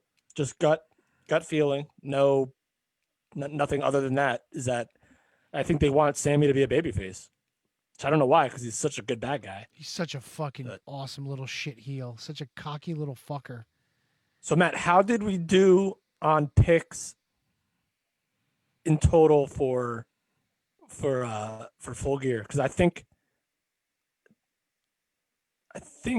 or for the do we not want to get to New Japan yet? We can touch on. No, we don't have to wait for Rocky to call, and we can touch on New Japan. Are we done with AEW? Yeah. Let's finish AEW, and then that'll be good time to BAT the other thing. So just what the else? Picks though, baby. I want to hear the results. What else? What else we got with AEW? I think did we kind of. I was a big fan. I liked the Eddie Kingston John Moxley match. It was what it needed to be. I like how they incorporated Bryce Remsburg.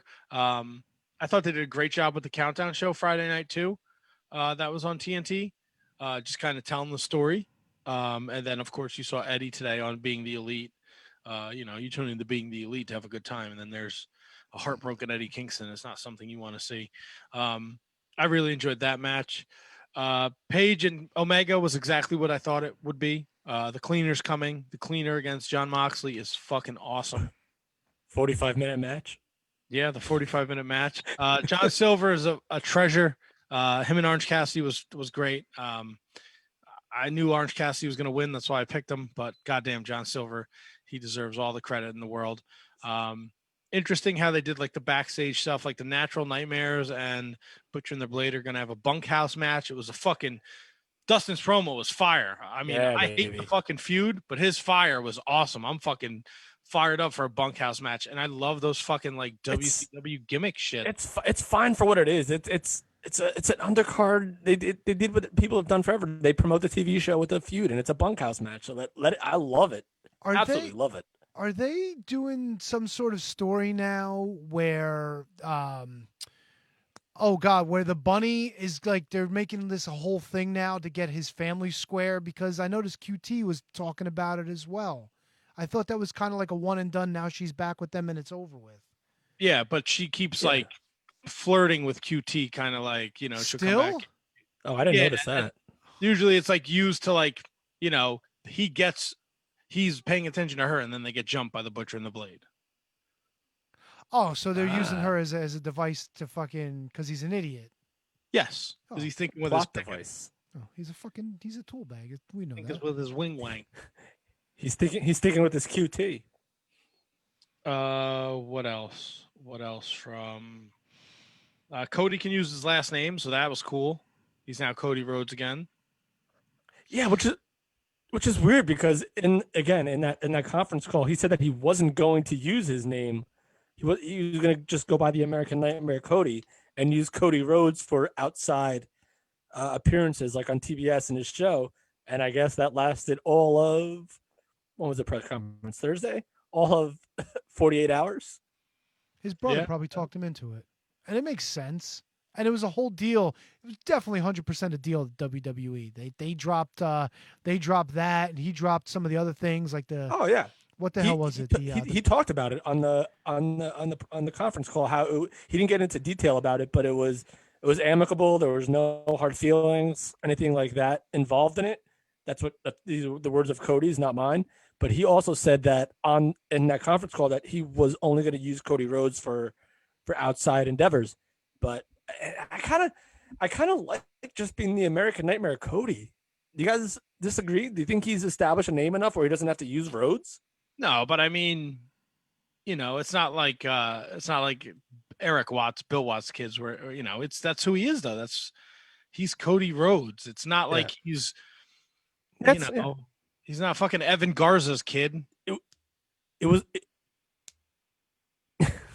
just a quick 180, which is all. Maybe he just did it once to.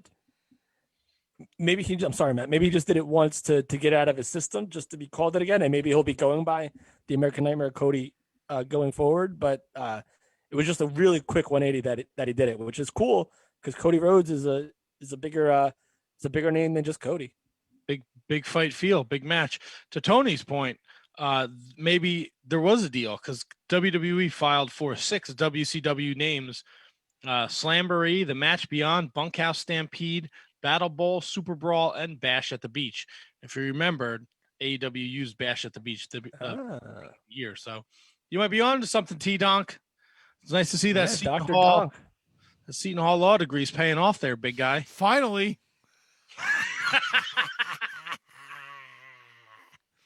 Dr. Donk. So we put a little bow on AEW. Anything else that we need to mention, cover, talk about? Anything that we want to mention aside from the bunkhouse match that's coming up on Wednesday? They announced Revolution for February 27th. That'll be the next AEW pay-per-view. Wait, that's the next one? Yeah. So we're not calling any more AEW pay-per-views for the juncture of this year's picks. Correct. Fuck. All right. Whatever. Wednesday night, we covered it. Natural Nightmares against Butcher and the Blade in a bunkhouse match. Ty Conte against Red Velvet. Ray Phoenix against Penta. I'm sure Pac will be somewhere lurking. And then Scorpio Sky against Sean Spears. Pac had a great promo video last week, by the way. I didn't get a chance to talk about it with you guys on Wednesday, but so that's some crazy shit where they just edited him like all over the place, like laughing and cackling. Good stuff. He looks like he's been fucking lifting weights with Pete Dunne, bro. That's the thing, dude. Did you see the picture? Is fucked. Did you see the picture Tanahashi posted today on Twitter? You could put a drive-in movie on the dude's back, man. He's fucking jacked to the gills too. Yeah, it'll Boys be. have been eating their vitamins. Yeah, they have. Dark tomorrow night has the Devon's kids, Terrell, and Terrence taking on the Chaos Project. Jurassic Express will face Sonny Kiss and Joey Janela. 5 is in action. The Acclaimed is in action. Top Flight, which is Airwolf and Angel Dorado. Airwolf, really? Airwolf. Yeah. Iblis and Diamante are in action. And the Hybrid 2. Oh, great. The Hybrid 2. Fucking jerk me off. Fucking idiots. I hate that team. Angelico and Jack Evans. Yeah, jack off my Angelico. Why do you hate them so much? Because they suck, Kevin. They're awful. They suck diddly yuck. What do you mean they suck? I Flanders that shit. Oakley dokley doo. Get the fuck off my TV.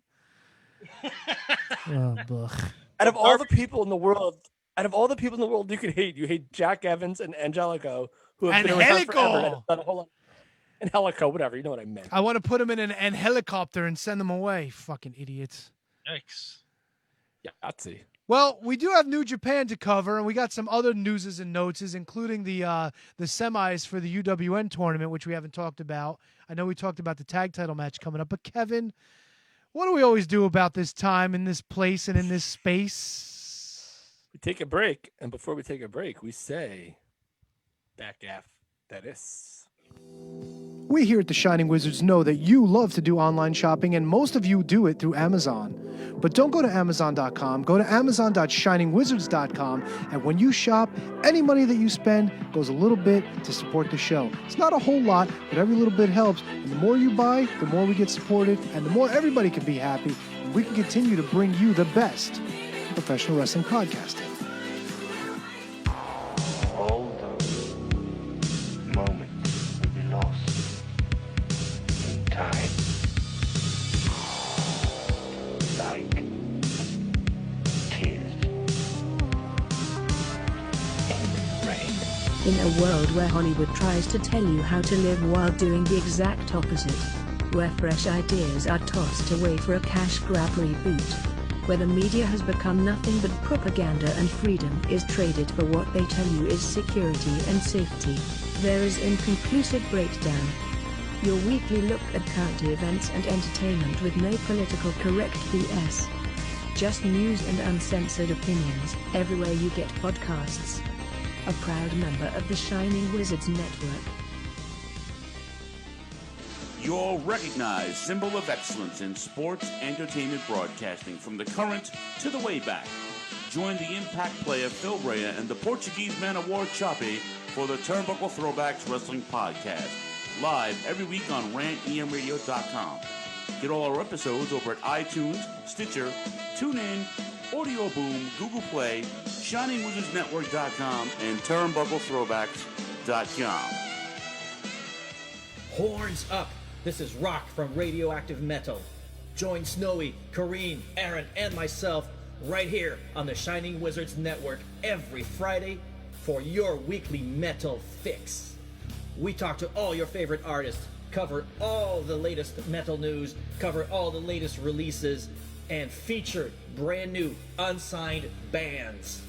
So sit back, grab a beer, download the latest episode, and always remember, it's not metal unless it's radioactive metal.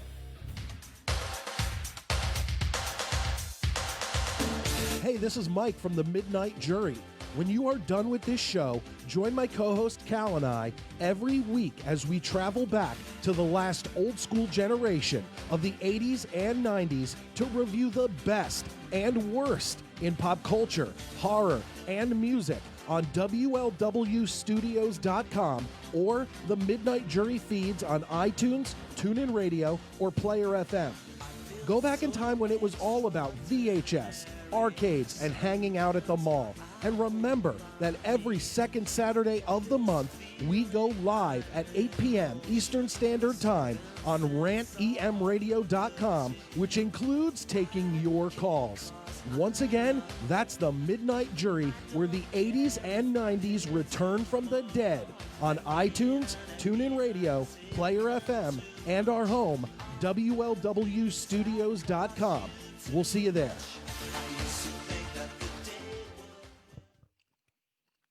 Don't mind me. I'm just eating some Polio string cheese. It's good shit. You know how long it's been since I had one of these? I feel like a kid again. Probably like 30 years. They're so good. All right, we're going to take this time to thank those that support us over at the Shining Wizards Wrestling Podcast Patreon. If you want to become a Patreon, go over to patreon.com/Wizards Podcast. And for as little as $1, $1 people, you can support the Shining Wizards Wrestling Podcast. $3 a month, you get a watch along. $5 a month, we get a watch along. We plug your social medias, your podcast, your business. $10 a month, you get a Shining Wizards box full of all sorts of stuff. I just ordered a ton of shit from WWE Shop and Ring of Honor today for the boxes of wizardry and the weekly giveaways. So get excited for that. Let's start with, of course, the queen of the Shining Wizards, Miss Kathy Hummer. She's the queen of the Shining Wizards. So the king of the Shining Wizards, the AOP of the SWP, Danny and Anthony Rusinello. Ryan Arthur over at elementary.com. That's ALEMENTARY.com. Stock up on your brew. The way this is going, we're going to be stuck inside for a while, and you need some of that brew. So go over to elementaryBrewery.com over in Hackensack, New Jersey. Sean Toe, Sean Calejo, Brett Simonello. What do you hear? What do you say? Kate Hensler over at OnDeckIC.com. You got shit to plug. Kate's going to plug it for you. She'll shine it up. She'll polish it up. She'll get it out the door. You'll get results. Guaranteed. OnDeckIC.com. Matt Garifo, no relationship to the KJG. Christine Friesendorf, the other half of the Sign Girls. Mark Parloni. Mark, happy birthday. Happy birthday, Mark. Kenny Hossey, the Scotch Drinksmore himself. Jay Kopp, the Big Copper Pump, the only one worthy of mentioning from that show on our network full of dildos. Thomas Copps, the Mott Spock. Yeah. Michael Hammond. Mr. David Henry Bauer III, his pal Antonio Harsherman, makes experimental music at harvestmanrecords.bandcamp.com. Matthew Birch, TJ Vegas, and Mr. William Mercier Jr. Lives are going to be in William Mercier's hands. You know what I mean? Kevin, I know what you mean. I do know what you mean, Kevin. Autumn is in the air, and Manscaped is here to ensure you don't carve your pumpkins when you're grooming. Oh, you mean these big fat nuts right here?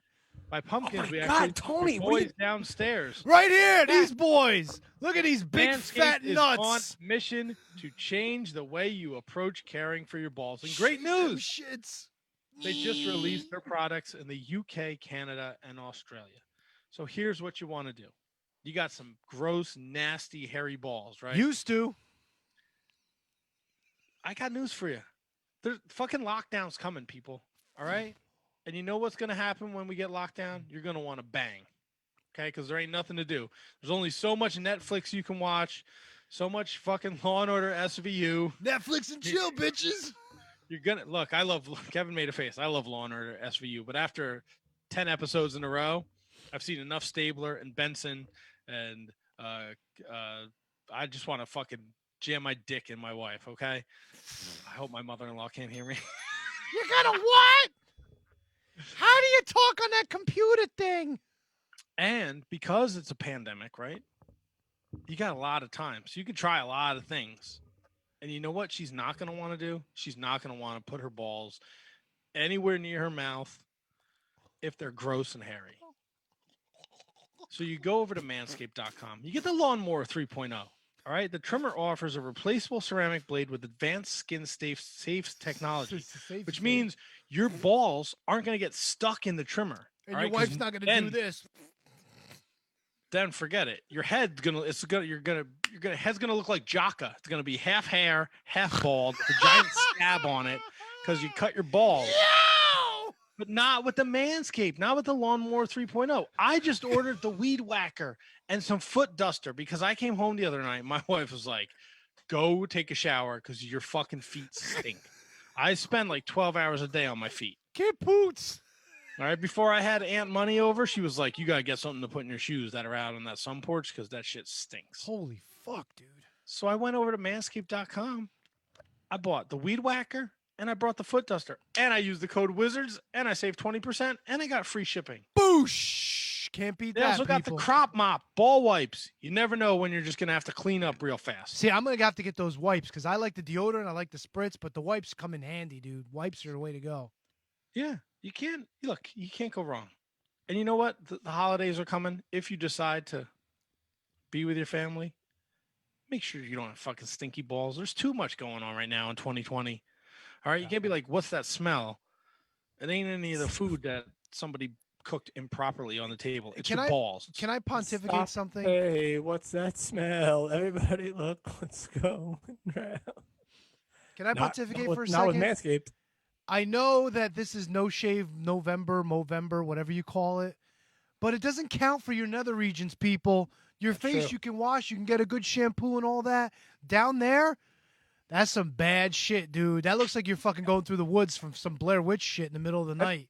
And I will say this: they offer you, if you get the perfect package, replaceable blades. You don't really need them that often. I'm not trying to like sell them, but the blade that they give you initially is so good that it works for a long time. So it's very useful. It's very good, and that, of course, as I did take Tony up on his shower power routine, and I tried it in the shower. Fucking A.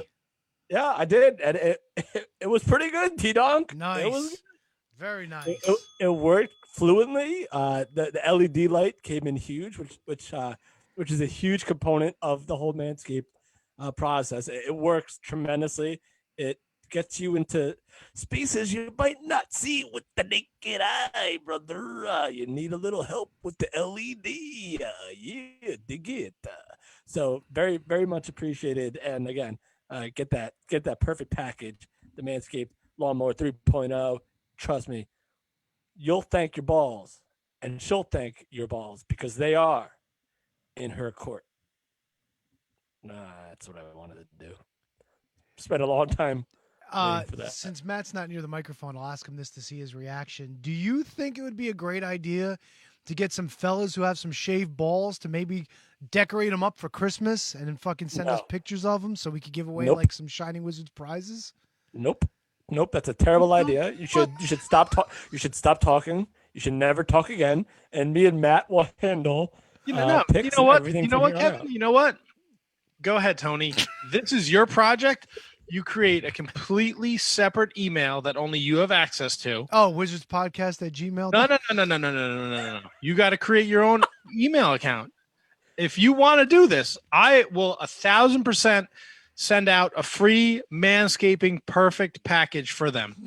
But you have to field Kevin, he has to do this. You have to field the pictures of decorated balls. And only it's like he's asking people to send him pictures of his genitalia.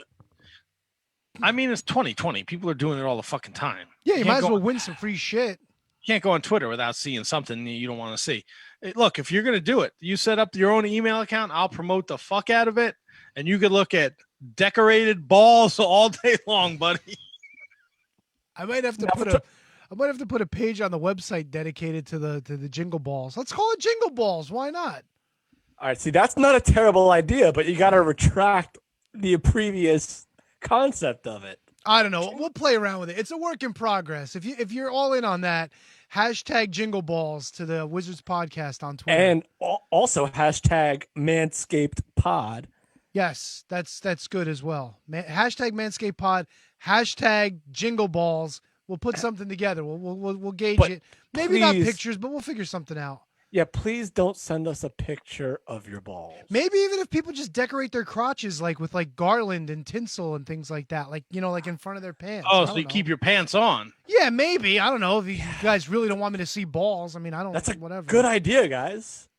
Look, we can talk about this. But this is great. Later date time. I think That's this a good point. is going to catch some fire. Anyway, wanna speaking run of with it, you fire, can. let's Yeah, talk. speaking of fire, Tony went fucking 5-1 with his New Japan Pro Wrestling Power Struggle. Because of your fucking boy Jay White. He's the only one that fucked me over. Fuck that guy. Kevin went 4-2, and I went an abysmal 3-3. That's not abysmal. You know what? For someone who watches it as much as I do, I should have done better. And maybe. I typed Jay White's name in the text message, and then I deleted it, and I picked the fucking golden fuckboy. And I was so aggravated about that. Yeah, but in fairness, the Golden Fuckboy is getting a title match at the first night of Wrestle Kingdom. That's already locked. Thanks to the champion himself petitioning for that match, Kevin. I feel like New Japan just finds a different way to like mess with us every single time they do a show. Yep. Like we're all locked in on like a match that we know. Like if there was one lock of the night, I thought it was going to be Ibushi over Jay White. Yep, that's the only one I got wrong. And we get that one wrong. But granted, they're gonna promote and they're gonna push it to Wrestle Kingdom, and now of course we're diving ahead a little bit. Naito challenged, Naito, right? Yeah, Naito challenged Ibushi for night one, right, Matt? Which is unprecedented in New Japan, which even I knew was ridiculous. He did indeed. It was the first time in 16 years where the briefcase was defended and it was lost. Granted, Jay White had his feet on the ropes. Because he's a fucking cheater. And did fucking Gato get involved too? Because I did not watch the show. Come on, did Gato? I saw him at the end. It's a fucking New Japan show. The Naito, like the only thing that drives me nuts about some of these New Japan main events, Naito and Evil, another 30-minute match, which is fine, but the fucking interference. I mean, yes, now they have a story to tell. Like Jay White hit the ring and he grabbed Evil, and they're in the Bullet Club together. So he went to hit him with Switchblade, and he said, "Do you want this? I'll give this to you." Wrestle Kingdom, and he put him down, and then he went after Naito, and then Ibushi came in, and he kicked Evil, and he chased fucking Jay White away. Dick to Go was all over the fucking place. Yujiro was there. Sonata was there. It was like fucking ref bumps out the wazoo. But Naito retained, and yes, to Kevin's point, unprecedented. He said he has to fight Ibushi. Ibushi beat him in the G1. Ibushi won back-to-back G1s. He deserves that shot. Yes, Kevin. Matt, can I ask you something? You may. Is Vince Russo booking New Japan right now? Bro. I don't think so.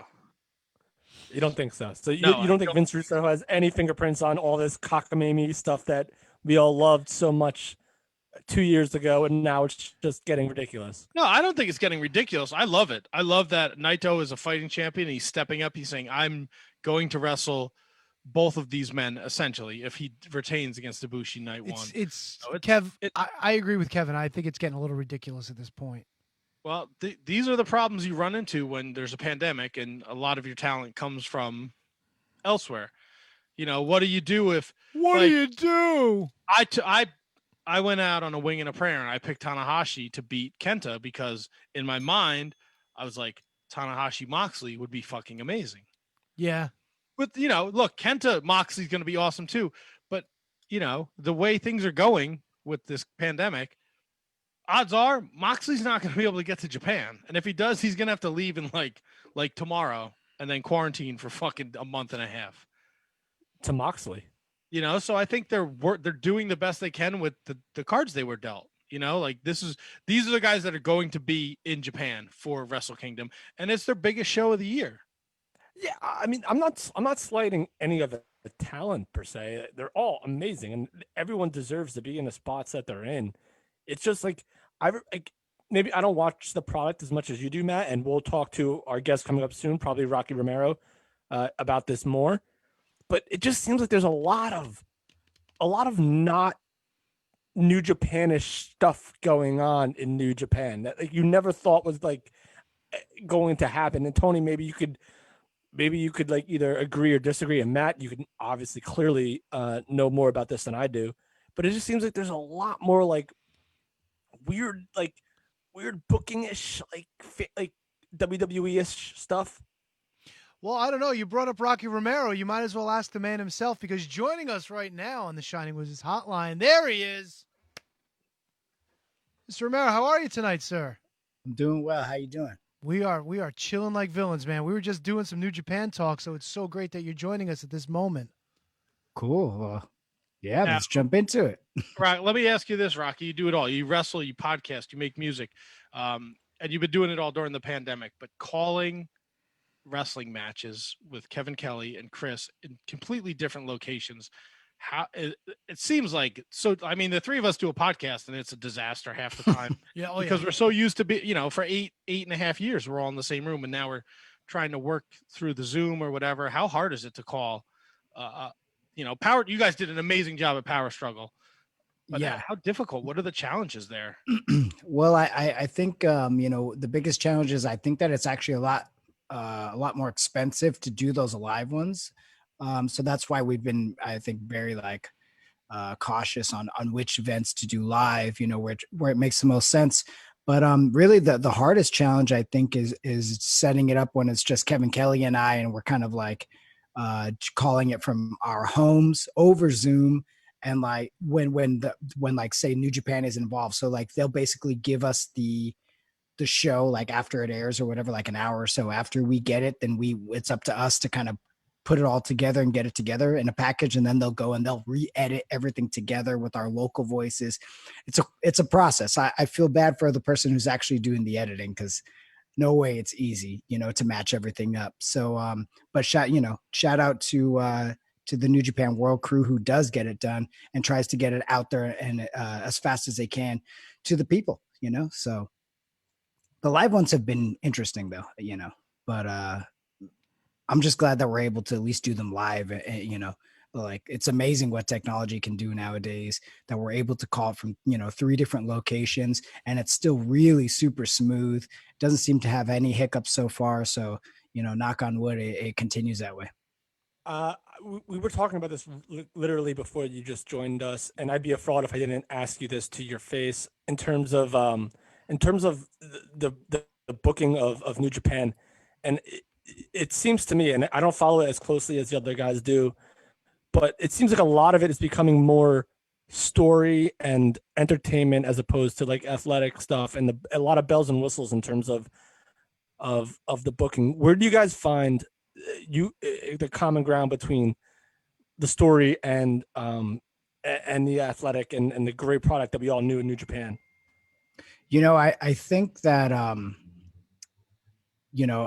well, first, I mean, there's kind of a lot to unpack in that question. So it's at first, I really think New Japan has always been so heavily story driven in that kind of sense. You know what I'm saying? I think that we tend to forget about it because of the big moments of New Japan are and especially in the last couple of years, it was built on, Okada, Omega, let's just say, or Tanahashi and Okada, right? And those kind of stories were more babyface as opposed to maybe necessarily a really heel driven storyline. So I think that's what we get used to and we kind of look at as fans, but we tend to forget that the whole basis of this thing is really built off that.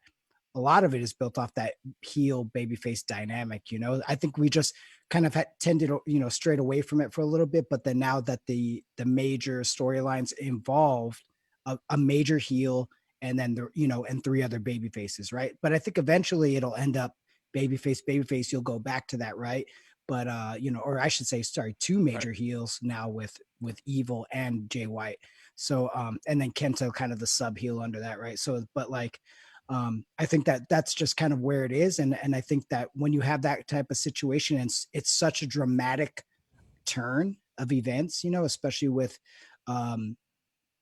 Evil turning his back on LIJ, it's he's not turning his back to wrestle, Naito one-on-one like a man. He could have just stayed in LIJ to do that, right? So I think that we're just kind of forgetting as fans, this is all basic wrestling 101, professional wrestling 101. It's it was built. I mean, you had to have Abdullah the Butcher to have, Antonio Inoki. You had to have Tiger Jeet Singh to have Antonio Inoki. Think about who were the biggest drawing rivals of that time, Fujinami later, but it was all built on all these other things beforehand. So I think we're just going back to the basics. I think we're at the 80s. We're at the 80s all over again when it comes to New Japan.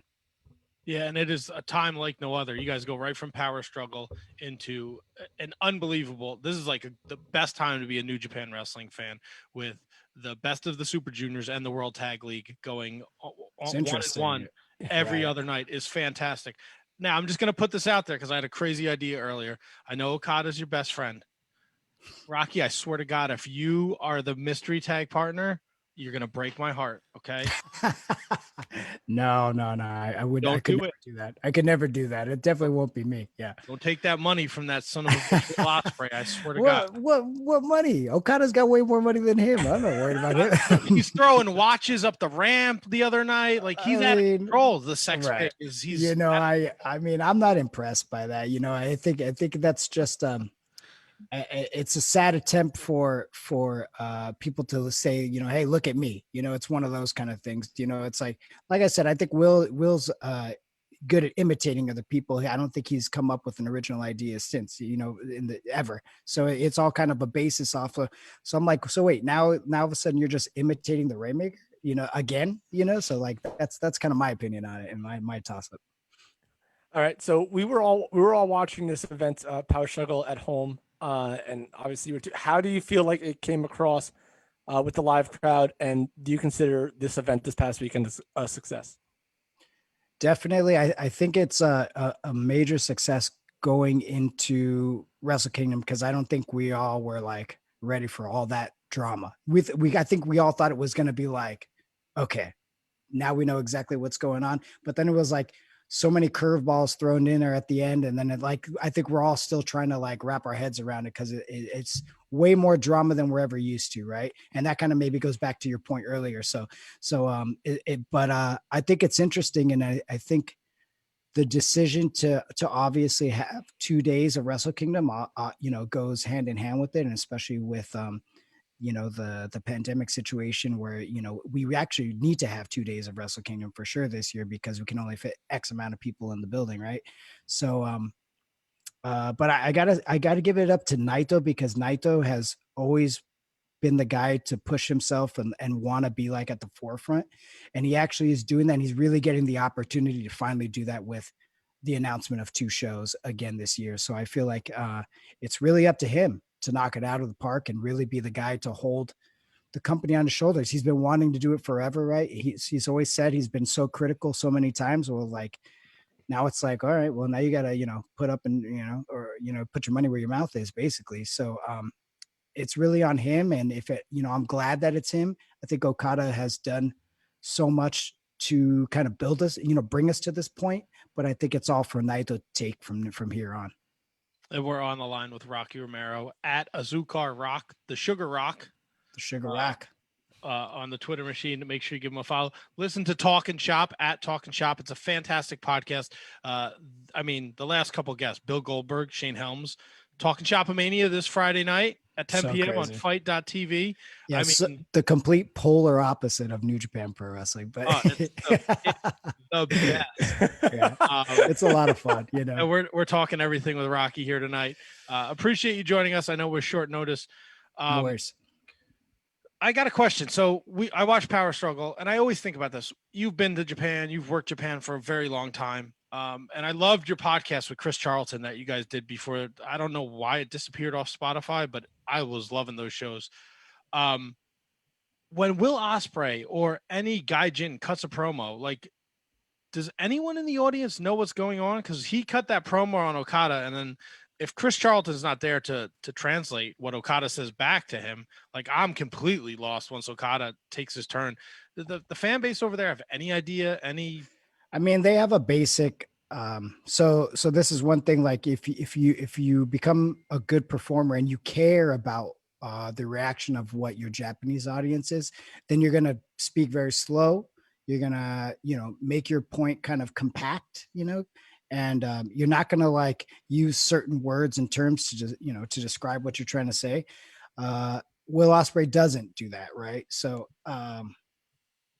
he doesn't get the reaction that he's probably necessarily supposed to. He'll get cheered, as you heard the other night, he was getting cheers and stuff like that because they're just appreciative. And that's, of like you being here and taking the time to entertain them, so to speak. So that's just the politeness of the Japanese audience. But I think that they, but one thing is that is different for sure is they all will read the after comments, with the subtitles. They'll all, all like the heavy numbers come on the Japanese side, or are there still like, written articles. And that's why they always have like, the mobile site has so many like written articles because Japanese fans still like to read articles and things like that. So like they'll actually, on their way to work on the train, they'll be like, they'll be down, seeing exactly what, Will Ospreay said in the translation to the T. So they'll retain it and take it in. It just may not be in that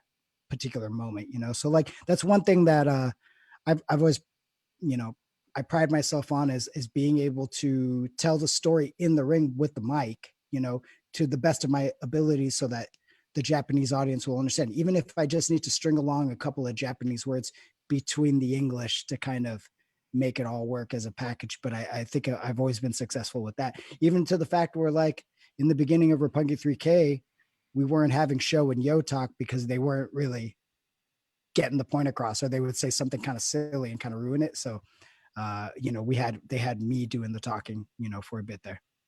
You mentioned Roppongi 3K. Have you spoken to Yo, and how is he recovering from his surgery?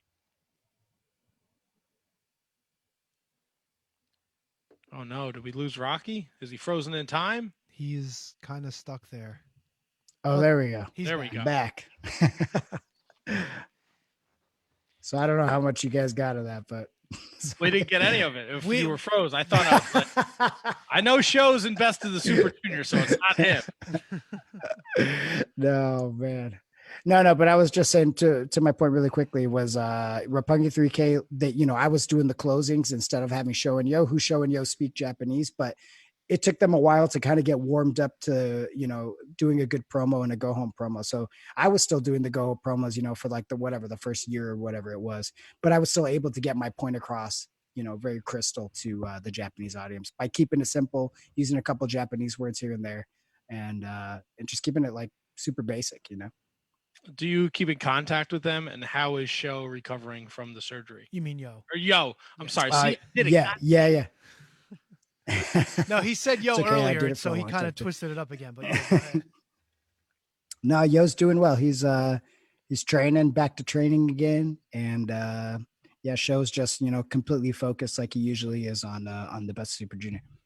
He's my pick to win the Best of the Super Juniors. I know it's a stacked field, but I like Show, man. I think he's got a good opportunity. Yeah, the stuff he's really shown out the last couple times. Yeah, when they came back that first, the New Japan Cup, him and Shingo.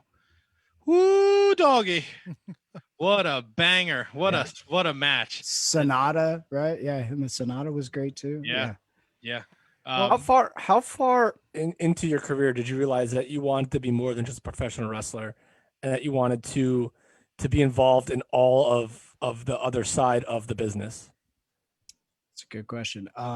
Probably, I would say probably about 6 or 7 years ago, I kind of started to realize that. Obviously when you hit your 30s, I feel like you get a good like kick in the butt, like, oh, okay, you're not going to be young anymore for sure, right? So you kind of started, and just my interest in other things grew, right? Like my interest in like acting, my interest in like, making music for whatever, myself and other people, then kind of just like the creative process of like, making different videos and working with, different production people on ideas and things like that outside of wrestling, that kind of like got me to think like, oh, I could probably do this inside wrestling too and probably help out, so like, coming up with ideas for like Show and Yo, like trying to help them to package it like a producer would, finding this person to do this and this person to do that, and make the costumes and like what's the colors, and like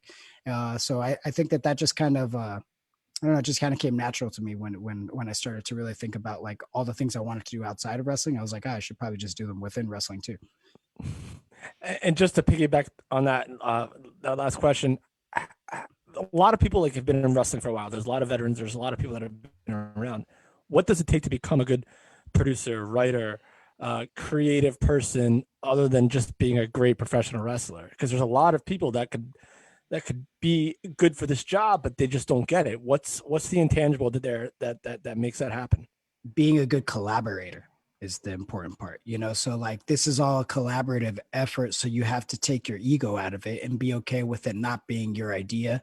And when it is your idea, don't forget to praise the people that you're working with. Perfect. I'm sorry, Kevin, to cut you off. You're talking about collaborating, talking Shop Mania too. I got the trailer over here. It's just running on loop. You trying to get that free watch code? Is that what? No. Okay. I just have it up over here. I put out a tweet like an hour ago. I said, if we could get this thing to like 50,000, I'll just post a free watch code for. And I retweeted it, but So, I have already put the money down. It's already ordered.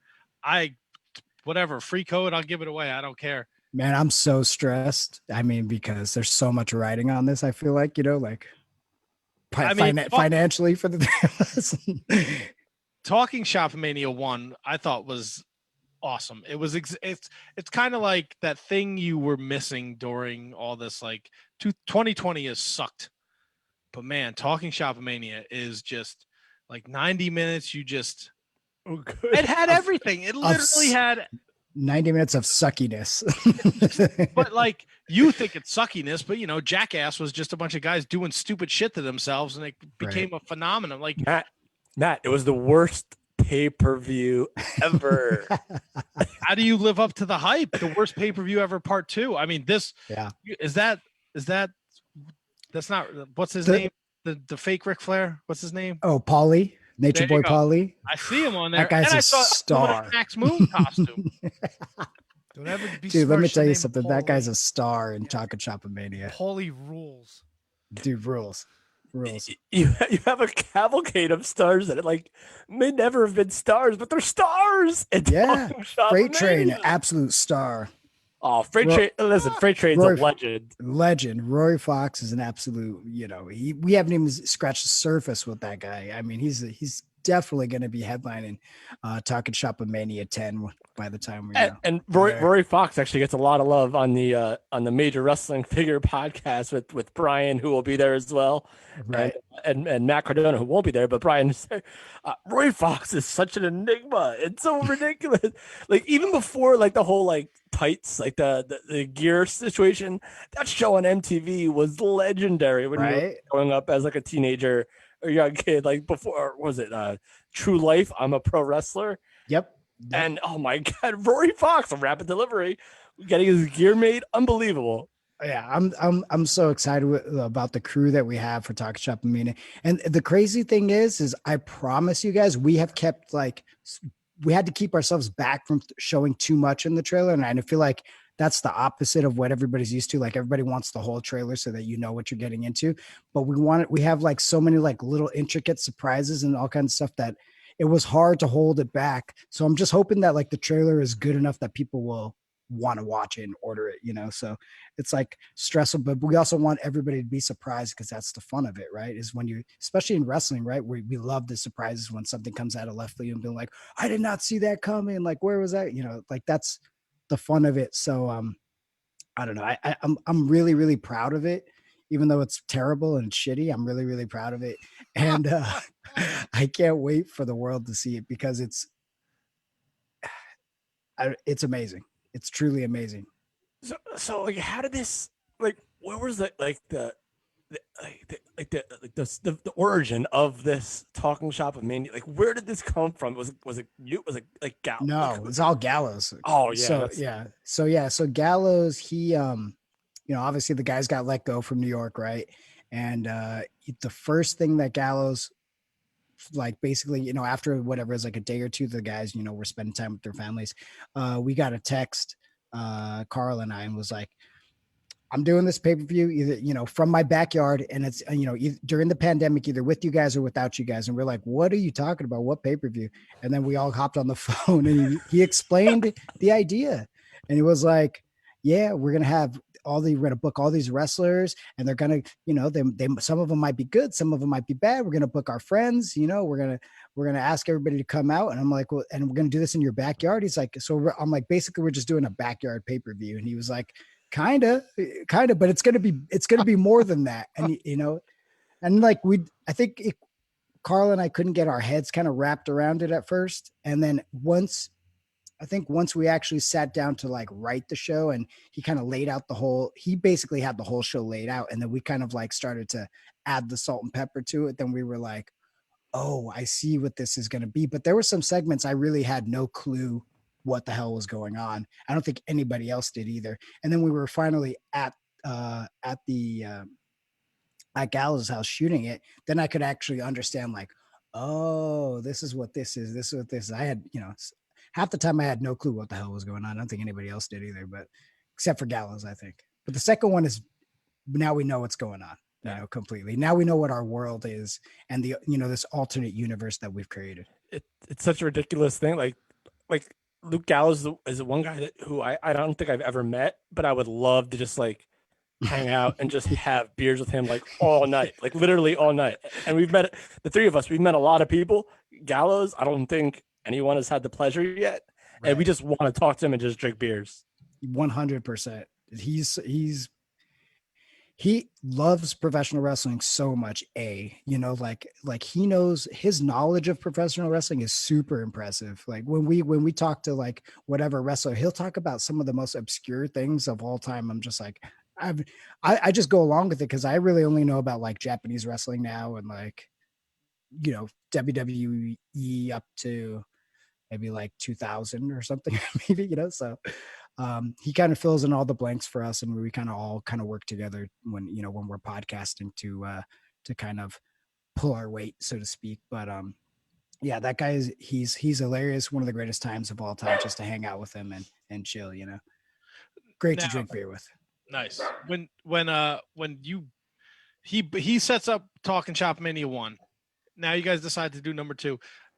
Is he booking all the guests, or is he like, Rocky, can you just reach out and see if someone, how do you explain, like me, I just fucking send messages to people like, hey, love to get you on the show. Right. I'll send you an email. But you have like a relationship with these people. You're like, hey, I want you to like get a firework shot at you. And then this, dude dressed as Max Moon's going to jump out of the tree with like peanut butter all over his chest. And you're like, how do you? So, I mean, a lot of it comes, to be honest, a lot of it comes from Gallows because he's got a lot of relationships with a lot of different wrestlers, coming up on the East Coast. And then obviously, his time in WWE and,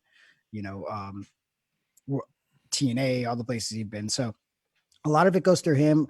And then so actually in Talking Shop Mania 2, we have 2 shoots. We tried to break it up kind of like, was it WrestleMania 3 when they did like 3 locations or whatever it was? WrestleMania 2 where they did the multiple locations. So we tried to do that too as well. So we have the Atlanta location, then we have the Los Angeles location. So the West Coast, I mean, that's my shit. I could book whoever on the West Coast, So I booked a bunch of people for that one.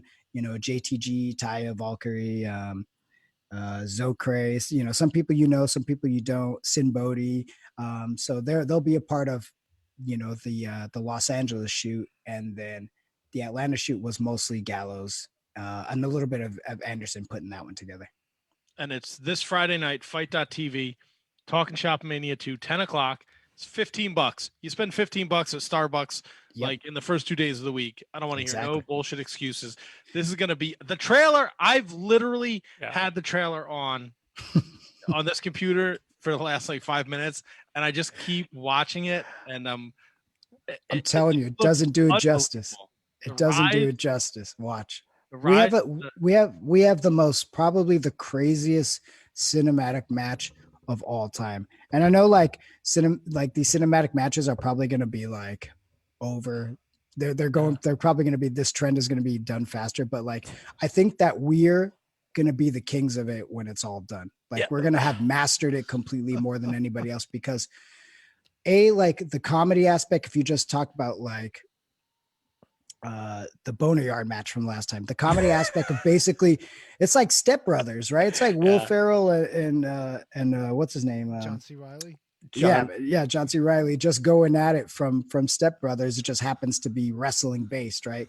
And then obviously this ball for a ball, I mean, is ridiculous. Obviously the concept is insane. For the only way to win is a man has to lose a testicle. I mean, it's crazy.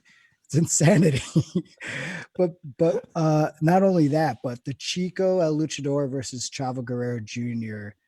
Lucha Libre death match, where the stakes are higher than they've ever been because a man must die. Someone has to die. It's a Lucha Libre death match. It's not like a death match where you're used to, like, maybe there's some barbed wire, somebody might bleed, might get, you might get some trash cans thrown at you. I'm like, no, you can bring any weapon and a man must die. So, I mean, that's the only way that this score will be settled. It's amazing. Matt, I'm going to have one more quick one, and then we'll get out of here. If this COVID era subsides at some point in 2021 or whenever it may, will these cinematic matches still be a thing? In the Talking Shop of Mania world, 100%. Yes, I think that goes. That's the only way it can. I think that goes without saying. Okay. But just in general, I think that will be less inclined. I think that the industry will be less inclined to do them because they're going to be so stoked that we can have people. But we've definitely, but I do think that this is a part of the future in a way, right? We're just going to see maybe less of them for sure, and use kind of sparingly. But I don't think they're going away now. Perfect. You mentioned it before, Chico El Luchador, very mysterious figure. What can you tell us about him? He is the first ever Talking Shop Mania champion. I mean, yeah, he held it probably for 30 minutes or so. So, I mean, shout out to him, and the funny thing is we actually forgot that it was a 24/7 title. So spoiler alert, we didn't bring that storyline back for the next one because we completely forgot about it. It just became the main event title. Yeah, dude, Chico is Chico is basically like all these wrestlers that you've met and kind of heard about, and all the stories kind of all, I guess Sex Ferguson, they're all kind of are. Chad Too Bad, Sex Ferguson, Chico Lucha, they're all just these packages of all these different wrestlers and all these stories that you hear, and the kind of like the good things, but mostly the bad things, kind of all packaged into one kind of character. And, it's fun to bring them to life because, you can really get away with doing all kinds of crazy shit, like killing a man. But unlike Marty Jannetty, this is, purely for entertainment. Or like Marty Jannetty, this is purely for entertainment. Yeah, Marty Jannetty, him, Billy Jack Haynes. I mean, Scott Hall. Yeah, they do it. Well, I mean, Scott Hall's documented. I don't know about Billy Jack Haynes. Obviously, Talking Shop Mania comes from Talking Shop, the podcast you do with the Good Brothers, and give a little back. I mean, it's essentially just three guys shooting the shit, having a good time, drinking some beers, taking their pants off, as you like to say. Right. No, I mean, it all started 2014, I want to say, like somewhere around 2014, 2015. When Anderson and I, we're best friends. We came through the dojo together in LA and in the early 2000s. And he, this was, I think Cabana had a podcast and maybe a couple other people had a podcast at this time. It wasn't, what it is now. And he was like, we should start a podcast because, one day we should definitely be on the radio. And I was like, yeah, we should be on the radio. Yeah, So then he was like, let's start a podcast and our first guest will be Gallows. I was like, oh, that's a good idea, So we sit down and we just, we didn't have any equipment. We just put our iPhone in the middle of a table and, we're just drinking all around us. So literally everybody's just slamming drinks down and the audio is so terrible. And it was like this for months. But for some reason we just started to build a small community of people who wanted to listen to this craziness. And it just kind of took off from there. So we did the first, what basically is kind of like the precursor to Talk and Shop Mania, we did these things where we call them the Talk and Shop movies, and it's like a 30-minute movie, and it's, you know, that's basically where, you know, the torturer comes from, and all these kind of basically what you see in Talk and Shop Mania 2, it all kind of starts at this point. So we sold that thing. I think we sold like, I don't know, a couple thousand copies, and it basically gave us the money to buy actually like good recording equipment so that we could take on the road. So we're just touring Japan and then recording podcasts every week and putting them out. And we did that for about a year and a half. And then by that time, we were just so over podcasting. Nobody wanted to show up for the podcast anymore. It was like, oh, I just want to like go eat dinner and go to sleep. Like, I don't want to record this stupid podcast, you know? So like we were over it. We were done with it. Then whatever, the boys left to, you know, to WWE, and, you know, the world went on. And then earlier this year, they were coming to Los Angeles, to town. And we had always been talking about like, let's just do one and just see what happens and put it out. Let's just see what happens. So we recorded 2 episodes, you know, not really knowing where it was going to go, back in like February or something. And we recorded them. It was like 4 weeks before WrestleMania, I think. And we recorded them, put them out, not really knowing if we were going to do a third or fourth. And, you know, then we started, you know, like, let's do another one. Yeah. Okay. Well, so we recorded another one, and then it was like the pandemic hits, and then these guys got fired, and, you know, and then it was like, well, if you guys want to, you know, basically we kind of trolled everybody and was just like, well, if you guys want to hear like what's going to happen or what these guys think about them getting fired, tune into Talking Shop this week. Then all of a sudden we're like the number 1 podcast in sports, like like in 1 week, just off of that, you know. So it just kind of was just a crazy run. And then we just been hitting the pavement hard, you know, hustling and trying to get the, you know, spread the word and get the right guests. And, you know, it's podcasting is hard, so much harder than I thought it was. Like, it just takes a lot out of you time wise, you know. It's I'm not going to talk about the time wise stuff because these guys do way more than me, but just in terms of the market is so ridiculous. Everyone that's ever done anything in wrestling has a podcast now, right? So why would you listen to 3 guys from Jersey talk about wrestling and that's why we're grateful to have you, because hopefully that helps it. But why did Gallows and Anderson get fired? Why did that happen? How is that even possible in the world?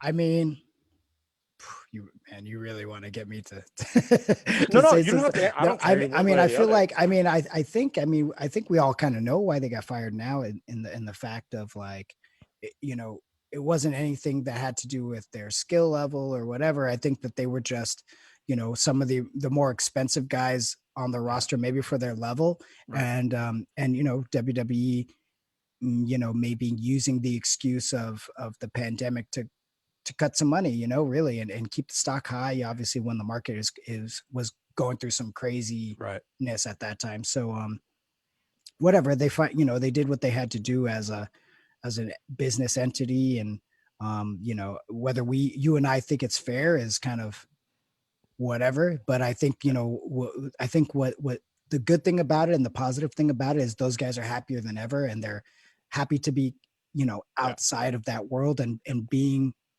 you know, the entrepreneurs that they are, they're able to do Talk and Shop Mania, you know, and, you know, work on the podcast, you know, work on, you know, all the other projects that we have going, the real gimmicks, the animated stuff that we're doing. So it's kind of opened up the doors to do all these other things that, you know, really you can only do if WWE lets you do it, you know, or tells you, you know, if they're producing something, then you can play a bit part in it. Or now it's like, now, you know, the future is really ours, you know, like we can do these kind of events and build, you know, just something completely different. And that's the ownership, you know, retains to us. So like when I talk about Talk and Shop and Maine and how stressed I am about how we are financially, because we spent so much money, so much, you know, we got cocky when we started spending money left and right to really bring this thing, you know, to make it bigger and better than the first one, you know. So I shouldn't say better, but make it worse than the first one. But it should be better, shouldn't it? If it's the second one,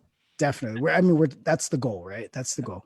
And I think that you got your happiness comes across when you guys are doing Talking Shop Mania or Talking Shop, like, and I think fans can relate to that, like, especially, you know, 2020's been a shit show. So to, you know, to see you guys just even if it's for half an hour, having a good time, drinking some beers, talking to Bill Goldberg, which is fucking fantastic. So crazy. It comes through, and I think that really helps. And you guys are having fun. You're not sitting here being like, Talk Chop Mania is going to be the next WrestleMania. We're going to sell cigars next week. Like Master this P, shit, like Master terrible. P. I'm taking you, Vince. I'm taking you on, bro. Like we're you're gonna go to just the giving it mattresses. to us. You're giving it to us at face value, and I think that's, as fans, that's what we like. Like you're like, this is going to be the worst pay-per-view ever.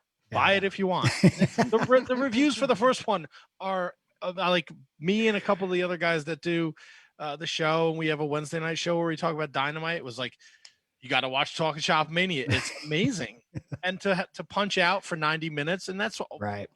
That's a lot of, we're grown men. We punch out from the world when we watch wrestling just to not worry about shit. And for 90 minutes, if I can laugh my balls off and see, El Chico, the Luchador, and someone's dying Friday night, Friday the 13th. Yeah, I hope that in the end it's like such a cult classic. It's like it's basically like the Rocky Horror Picture Show or something like that, where like a community of people could come together and like, let's watch the first and second one, or let's watch 1, 2, and 3, or whatever, however many we end up doing. But like, I hope that it's that kind of wrestling cultural thing, like you could make a small community out of it where, every year at WrestleMania, there's a viewing of some sort, I mean, something cool like that. I think it could definitely be that, because I just watched the first one like a week or two ago, and I've seen it probably so many times now, like 12 times probably, because I'm like helping with the editing and like stuff. And I laugh every time at all the same parts, just like I would at, Anchorman, that's one of my favorite movies of all time. So like, it's the same kind of deal. Or Zoolander, like I can quote that movie all fucking day, so like it's the same thing for me. When you're in a glass case of emotion, it's you can get out of it by watching Talking Shop Mania. Yes. There you go. Baxter! Rocky, I gotta ask you real quick. Orange mocha frappuccino. That's my one. Milk was a bad choice. I gotta ask you real quick. I've been watching the Primetime Live every Tuesday on Fight TV, and came across some surprise mystery entrants into the UWN World Tournament. You and Daivari had a hell of a match on Tuesday night. How did this all come about? Was it all last minute? It was all last minute. I got called the night before by Mr. David Marquez, and he was like, well, we had some travel issues with some people. It looks like they won't be coming. So do you mind stepping in? Excuse me. And they've also, been helping us out with the production of New Japan Strong. So I really felt like it was an easy way to, just kind of say thank you for all the hard work that they've put into, helping us with New Japan Strong and keeping that thing, going and well on, on NJPW World. So kind of just had to do with that. And, and thankfully it's not very far from where they film it is not very far from the dojo or from my house. So I just, hopped on down there, I got my COVID test, hopped on down there and was ready to rock and roll. And first time I think I've ever had a singles match with Daivari, after all these years. So, and it was pretty crazy because I was telling him, I was like, remember when we were in the Super 8 together and we like hung out after and everything? It was like, that's so crazy. That was so long ago. It was like, it was a long time ago. So it's crazy that our paths are still crossing, and especially, on a kind of whim like that on an election night of all, so of all nights. So very interesting. I'll definitely never forget where I was on the election now, so. I mean, also, I hadn't seen Daivari in a while. Man, he got ripped. There's a handful of guys, like we were talking earlier, like Tanahashi's looking jacked, and who was it? Will Ospreay. You guys, I mean, he's been looking jacked. Like, and Daivari, like, just blew me out of the water. I'm like, man, he's been like a gym rat since everything's been happening. Yeah, I don't think he eats any carbs or anything. I think it's just like meat, protein, and that's it. Yeah. Yeah, none of us know gym lingo, so we don't know that. But Daivari, man, right? He's probably not eating cake and donuts like I am. Okay. He's also not podcasting in a basement right now. Right. That's two he's got on us. You mentioned New Japan Strong, and they just announced about an hour ago this Friday night, you and Rust Taylor. Yeah. Cool. Cool. And you guys have been like I think the way New Japan pivoted and they used the LA dojo during the pandemic to give us fans some amazing content with some amazing talent, Alex Zane, Christian Blake, obviously Clark Connors, Carl Fredrickson. I mean, it seems like you guys have your finger on the pulse and you brought in so much young talent. And I think Russ Taylor is a great talent. Ring of Honor, you were in the ROH Pure tournament too with Rust. What can we look forward to Friday night before Talking Shop and Mania 2? Because you gotta do it all Friday night. You're gonna right. A lot of stuff going on Friday.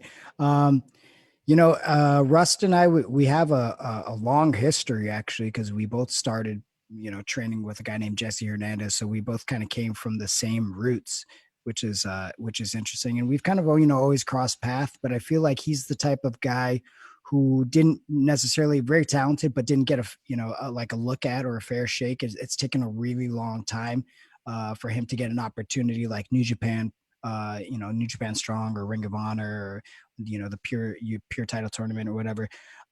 It kind of almost like a Scorpio Sky, like because you maybe weren't on the East Coast, where the East Coast seems to like always kind of push out those wrestlers because they have these bigger independents with more spotlight and more regular shows.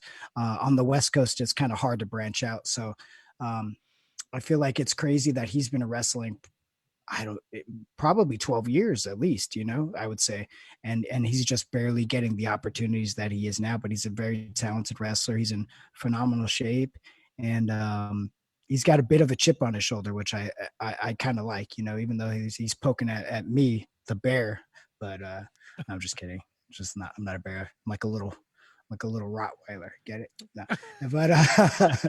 But so we're gonna have that might be dangerous. Yeah. You guys get it right. Old school ROH. Oh, yeah. But he I'm just glad he's getting the opportunity, and I'm happy to be the guy. If he's trying to make his name in New Japan Strong, I'm happy to be the guy to at least let him try, So I'll definitely be bringing my A game as I always do. And New Japan Strong has been good for me. I mean, I think I had a really good showing against Jay. One of my kind of favorite outings of this year. Not being able to do the Best of Super Junior, and I won't be in the J Cup this year, but I thought I had a really good showing against somebody who, he's a dick, but he's one of the best wrestlers in the world. That would be the Switchblade, right? Yes, the guy that the merchandise that you're wearing right now. He's my guy. Tony hates him. Tony fucking hates his we all. Thank you guys. Fuck I knew there were some good dudes on this podcast. Goddamn right. Very misinformed.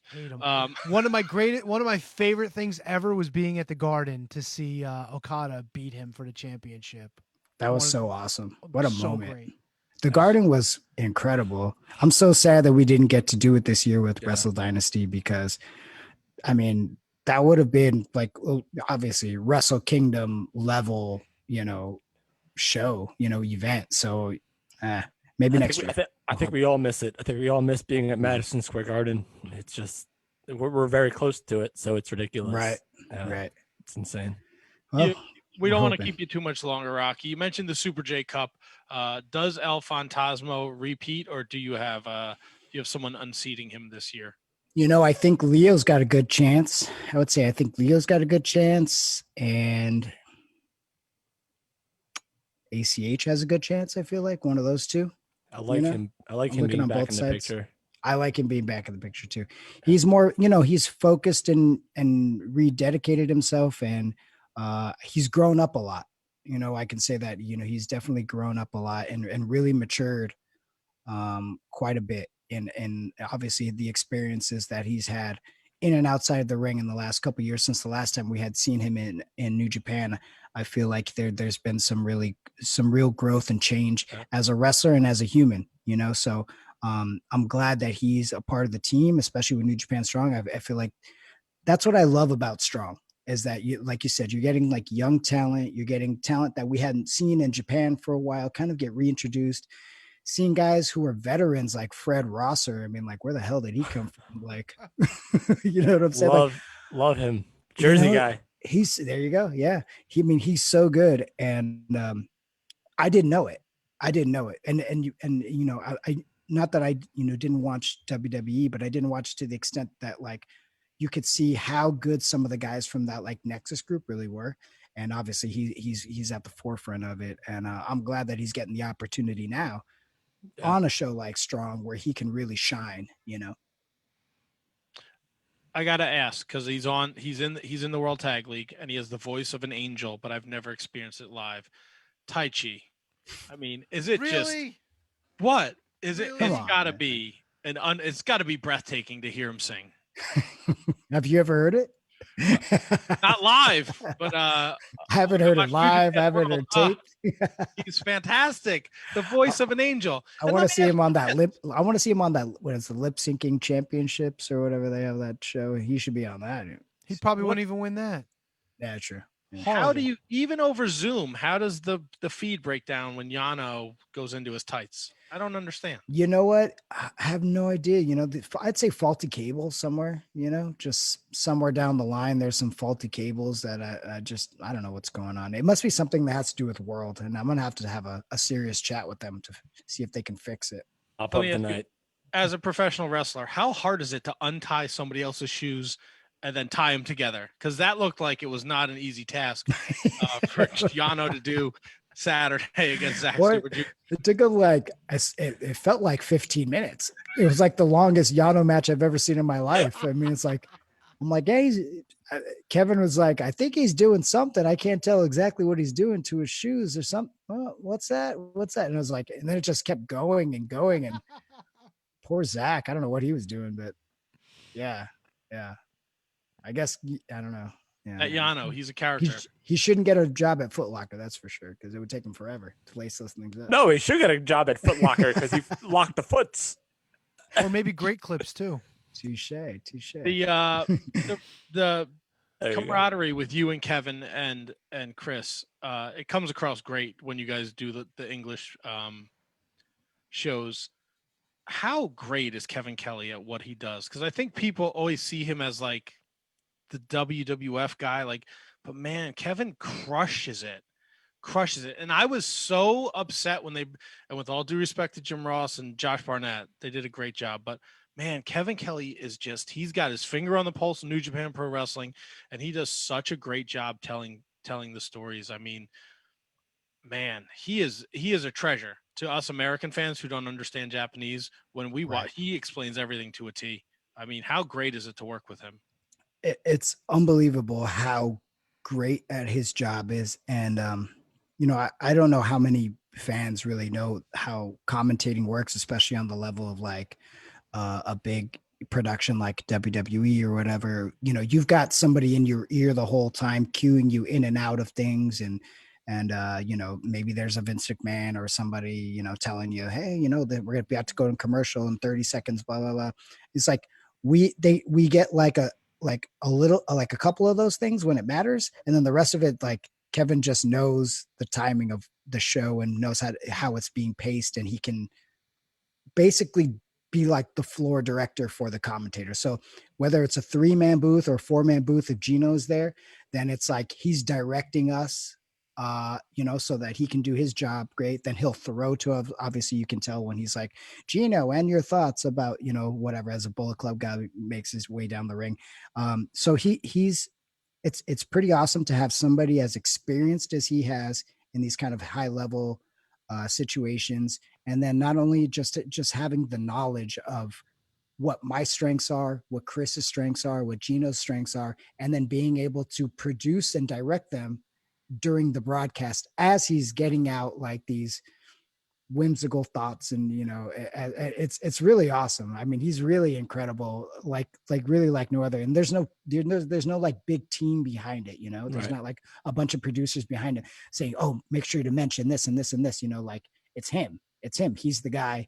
And and some of us sometimes we're like writing notes to each other or something like that, like sometimes, but really he's the not the composer, but what's the guy when they the conductor. The conductor. There you go. He's the conductor. Yeah. So, I've learned so much from him. He's a great mentor when it's come to this game, and really helped to bring out my confidence, because I was very like timid in the beginning. When you listen back to me and Carino and him, and I'm calling like the first G1 that I was a part of, it's very different, so, and I feel so much more comfortable in my skin because of it. Yeah. And it seems like everything that you put yourself into, you succeed at. And it's very good to see that, especially when like commentary and creative and all this stuff. It's amazing to see, and not many people can hang their hat on that. So that's pretty dope to us. I appreciate it. I'm trying, I mean, one thing is like, I've kind of accepted that I'm going to make mistakes on the way and I'm going to fuck up, but fuck it, like I'm trying, it's better than not trying, so I mean, yeah, like I'm just going to keep trucking, and, some things will stick and some things won't, but, I'll just continue to try to improve and get better at all these things that, get put in front of me. Well, I do have some commentary experience myself, so if you need any pointers or tips or tricks, you see they all have and you're anti Jay White, so I like that too. Jay White is just the worst. He's just trash. Awful. If they ask me out of Wrestle Kingdom as the champion, no, he's not. No, he's not. This is Ibushi's year. Sorry, this is Ibushi he got double screwed last year, and he got screwed again by Jay White this year. He's taking the whole thing. He's going to shut your boy up, and he's going to give Naito a run for his money. You watch. I felt like I could feel it in my bones, right? I was like, okay, this was going to be the year. It's 2020. Of course, Jay White wins the freaking briefcase. Of course. Yeah, so I was like, because he's a cheating son of a bitch. That's why. And then he's going to win the IWGP Double Championships to start off 2021 as the best year ever. Nope. Come on, we're going to get Jay as the champ. We're going to get Talking Shop Mania 3, maybe 4. Yeah, if the world keeps going this way, yeah, definitely you'll keep getting more Talking Shopomania. Wait, I gotta stop, Matt. How dare you lump Talking Shopomania in with that piece of shit Jay White? How dare you? We're talking gold. No, fool's gold is what Jay White is. Your ass hurts. Fool's gold. It kind of does. The best way for 2021 to start. I had a chicken sandwich from Smash Burger for dinner. It's kind of. You're gonna smash your toilet, buddy. Rocky, before we let you go, we've had a bunch. That's how we're going home strong. I love it. Talked to a bunch of guys. Lance Archer in particular. The horse meat. What's the Have I partaking? Like, have you eaten it, and what does it taste like? Would you eat it again? Yeah, I've eaten it. Yeah. What's wrong with you? I don't know. It's like a delicacy, I guess. Each town is like, or each state is known for something, right? So this particular state is known for raw horse meat. So there it is. Good? That's okay. It's okay. Do you know about Tony? Yes, what were we talking about before? Choco Town? Oh yeah. My wife is off in the corner just judging me, going. Don't judge me. We had a discussion earlier. You're familiar with Gato Move, right? Gato Move? Yeah, it's Emi Sakahara's promotion. No. Nope. Okay. Way to assume, Tony. But what about what's it called? Chocolate Town? Choco Town? Yeah, Chocolate Town. What is that? It's a little area. Weird. Nobody knows. Go ahead. Come on. The floor is yours. Why are you putting me up to this? Rocky doesn't want to hear about this nonsense. I don't know any of those. So Emi Sakahara, she's one of the women that was involved in the AEW women's division. Right. She's responsible, I guess, for bringing in Riho and a couple of the other ladies. And so they run a promotion, and Kenny Omega and a few of the other guys were involved in it. But because of the pandemic, they've been relegated, unfortunately, to wrestling in what is pretty much just like a storefront. And it's in like Chocolate Town, I think we figured out was what it was called. It's a little area of Tokyo. There's a train station. I think I've seen is Chris Brooks in that sometimes? I think so. There's a few guys involved, but it's mostly like these up and coming female wrestlers as well. Joshi but Bros. yeah. So okay. I feel like I've seen like a clip of like a storefront You type probably have like thing. it's literally Somebody like, coming through the window and like. yeah, exactly. yeah, There's a yeah, window in okay, the okay. background. They use it to All right. dive off of and stuff. And sometimes the guys Yeah. that are taking photos and things like that. Just a really weird scene, but I guess you got to do what you got to do in this pandemic. You got to do what you got to do to keep things going. I mean, See, so for he sure. is familiar. He knew. There we go. I've seen the clips. I didn't know what it was called. I honestly thought it was DDT this whole time. That was just like a weird DDT show. No, like a side DDT show. Because DDT sometimes they'll have like a match on a train, or like they have different venues or like the river area, down by the shore. Did you ever go to that venue called the River? Look, I'll tell you what. like- when I was like a teenager, man, and I was buying videotapes off RF videos, there was like a Japanese death match in a bathhouse. I was like, I gotta have this. I can't tell you who. I want to say it was Wing Kanamura, and I don't know who else. They do that, but they do that. Did they have that show at the Tokyo Dome? They're like, we're gonna have a show at the Tokyo Dome, and then it was like an empty Tokyo Dome, and then they didn't put up a ring. They just started fighting around the Tokyo Dome. I think I don't so. know. It sounds fantastic though. No. I mean, there's some good clips. Yeah. Yeah. So, I figured it was just a DDT related thing. Yeah, Gato Move runs shows called Choco Pro Live because it's in Chocolate City or whatever the translation is in Tokyo. Yeah, I gotta really see weird more. stuff. I need to see more. I'm sorry it came to this point in the conversation. Well, you didn't see when Chris Brooks said, and they had that match at the water park. No, that I'm not familiar with. You but guys that never sounds like seen this that stuff? sounds like Oh, an awesome God. time. I saw it. Okay, it We was used pretty to do weird viral. Yeah, it was pretty viral. We watched some weird stuff. We watched some weird Japanese wrestling where at the end of the match, the loser she had sex with the referee, and it was weird. Yeah, that's some weird shit. Oh, dude. and there, you could do a and there huge were deep- people in the crowd. See, this is where Matt takes it to a level that you saw. You didn't have to mention that you saw it. Listen, Why? we're just It's weird. educating. People were Rocky, man. there. He's got to People know. paid to see it. It was That's like a true. wrestling match. And Yeah, then you they had can't sex just afterwards. pick. You can't just pick videos off of Pornhub and say they're Japanese wrestling matches. I swear to God, it was a Japanese wrestling match. Yeah, Boy. and the crowd was packed to the rafters. They had like it looked like your typical wrestling show, and then you got a little bonus action after the pinfall. Oh my God. Bonus or Weird, dude, it's real weird. Yeah, it's some There's strange weird shit out there, man. God bless Uh, Japan. I can't wait to this- go. Yeah, and this is where you get all the ideas for Talking Shop Mania 3. This is where Rocky leaves the show and never comes back. The secret booking meeting. Yeah. Kidding me? If He's there's a got Talking gallows on Shop his speed Mania dial. 3 where there's a window full of chocolate, we know it came from this episode.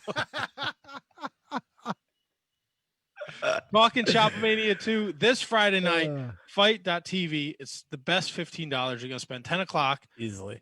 You get a six-pack, you hang out, you have some laughs. It'll be the best 90 minutes, and you'll be helping Rocky and the Good Brothers and everyone that put their time and effort into making this the worst pay-per-view you've ever seen. Second worst pay-per-view, because Correct. Talk Shop Mania 1. Maybe Legends of Wrestling. Legends of Wrestling is pretty bad. That's what I hear. They always say Legends of Wrestling and Talking Shop Mania. So I mean, that it's what an honor it is to be with such great. Jake the Snake The showing his hose and Yokozuna. But that's not even the worst match on that R.I.P. show. The worst match is the Men Down Under, who used to be the Sheep Herders, against Volkov and the Sheik, and that was just pitiful. Oh my God. Hey, let's let Rocky get out of here. At Azukar Rock on the Twitter machine, RockyRomeroMerch.com. Talking Shop is available iTunes, Stitcher, Spotify, wherever you get your podcast. They're like 40 minutes. They're awesome. Like I said, amazing. Jake Helms episode just dropped on Saturday.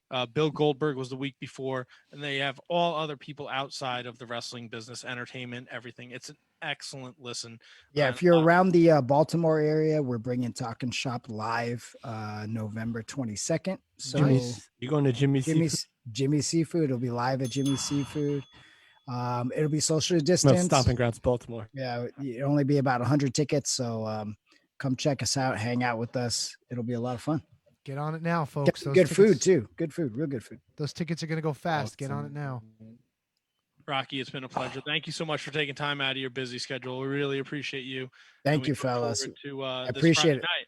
Hey, this was a lot of fun. I can't wait to do it again. That'd be Anytime awesome. you want to come back, we'll talk. Cool. I always got shit to plug, so for sure.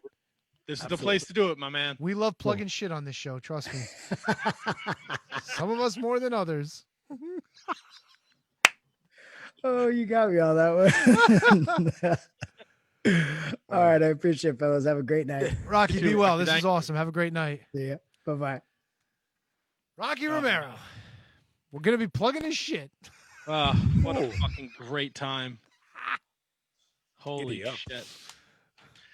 We're playing games, all right? All right. I know it's late. We've been going on forever. Special thanks to Watts and Rocky Romero for joining us. Tony, you said you want to talk a little UWN. You want to blow through that real fast? I mean, I can mention the fact that we got the semifinals coming up.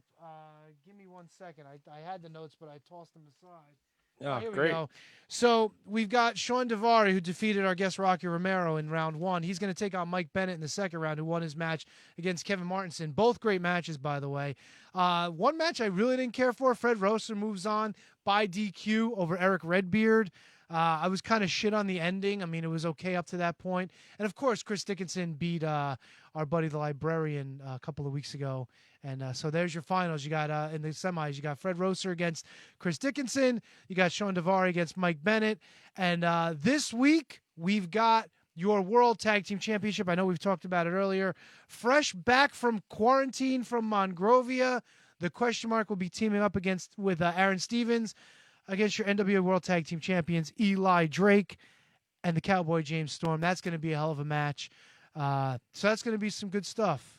Overall, once again, UWN bringing the goods this past week. Leo Rush made his debut.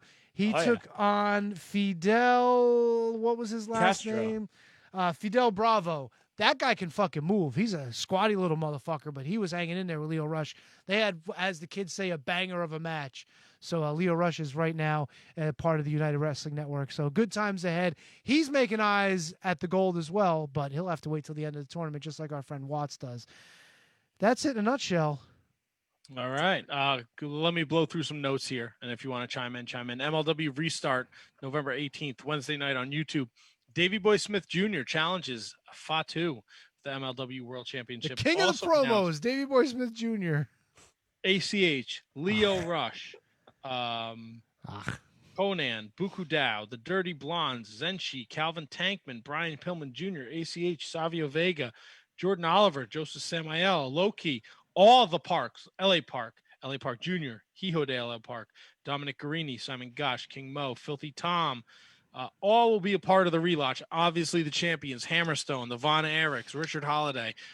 This is big for them. They're going November 18th on YouTube. So you forgot Myron Reed. Myron Reed's getting a challenge from Brian Pillman Jr., who's trying to drop some weight. I don't know if that's coming up on this show and the tapings or whatnot, but yeah, that's going to be a banger of a match too. Myron against Pillman Jr. Yeah, buddy. Friends of the show. Oh yeah. What else? We talked about Best of the Super Junior starts November 15th. That will be going one night on, one night off with the World Tag League. They announced the 10 teams for the Tag League. Finn Juice, Taichi, Zack Sabre Jr., Gorillas of Destiny make the return to Japan. Nice. Hiroshi Tanahashi and Hanare are a tag team. Yoshihashi and Hiroki Goto. For Yano, Big Tom, Shingo, and Sonata. Evil and Yujiro, Bad Luck Fale, Chase Owens, and Great Okan and a mystery partner. What else do I got here? Impact is having one of their special shows on a Saturday night. Turning Point. Rich Swann will defend against Sami Callihan this week on Impact. Chris Bay, TJP will take on X Division champion Rohit Raju. Matt, you know what else was a match on that show? What?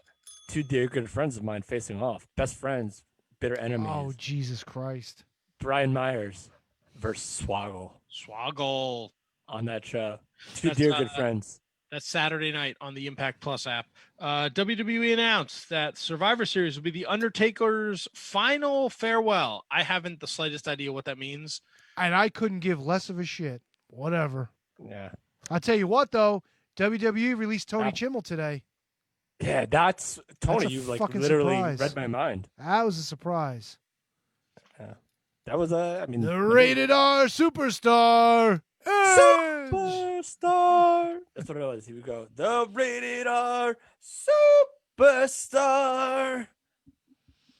T. Donk Chimmel. T-Donk, how do you feel about getting released from WWE today? I'm T-Donk, gonna check. release into my fucking chair in a few minutes.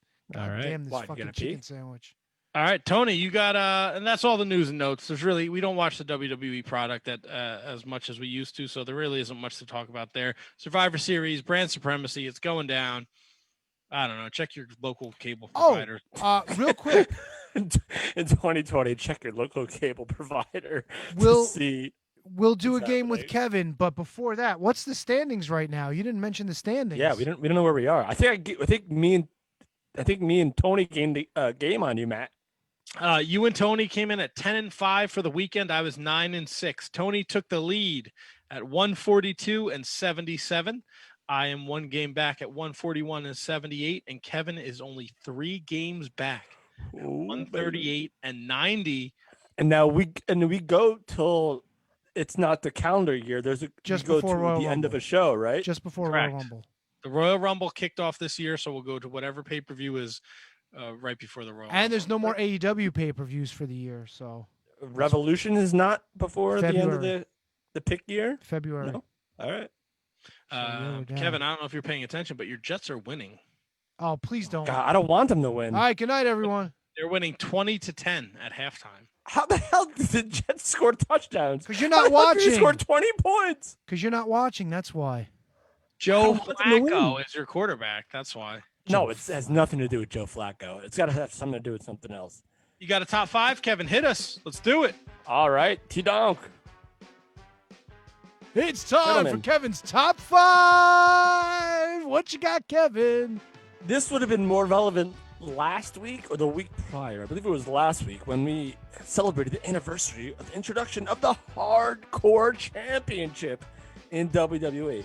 So my top 5, which could be a top 10 if you want it to be, but it'll be a top 5 of the best superstars ever that have held the WWE Hardcore Championship.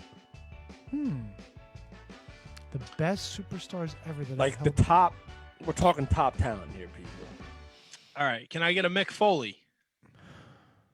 Yes, Mick Foley was the inaugural Hardcore Champion, but he's not number 1, Matt. He's number 3 on my list. And I had to literally revamp this because it wasn't in my notes that I thought it was. But Mick Foley is number 3. Everything's good. Foley hits number 3. T-Donk, do you have a guess? Was Undertaker Hardcore Champion? I can't answer that. All right, Undertaker. Do you think he was, or do you think he I wasn't? think he was. I seem to remember him What's being. that? I say Undertaker. I seem to remember him being a Hardcore Champion at some point. T-Donk, Undertaker is number 1 Bing! on the list. He is the best superstar, in my opinion, to ever hold. You the done it now. You're gonna made a big mistake. Hardcore Championship. Matt, God, I'm gonna piss my pants. go, I'm do gonna it. say Raven. Oh, come, get out of here. Go piss your pants. Because you Can I- just did it with that guess. Jesus Christ! Look at that fucking mess. Look at him. Look at him hobble. Hit a Look at him waddle. hobble Jesus away. Christ! Like a Hobble fucking, fairy. like a fucking gnome. Hobble No, McFerrin. Instead of Thanksgiving when turkeys say gobble gobble, we're gonna be watching Matt hobble. Fucking hobble. Slobs giving. Get out of here, you jerk. Fucking mess. Yeah, who invited him here anyway? Hey, you know what I'm so glad about? He didn't ask Rocky Romero about that stupid fucking cat that he was clamoring over. Thank God.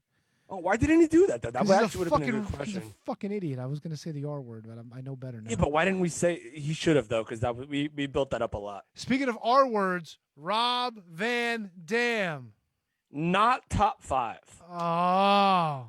But he was under consideration. If this was a top 10, he would have been on the top 10, not a top 5. Maybe Jeff Harvey?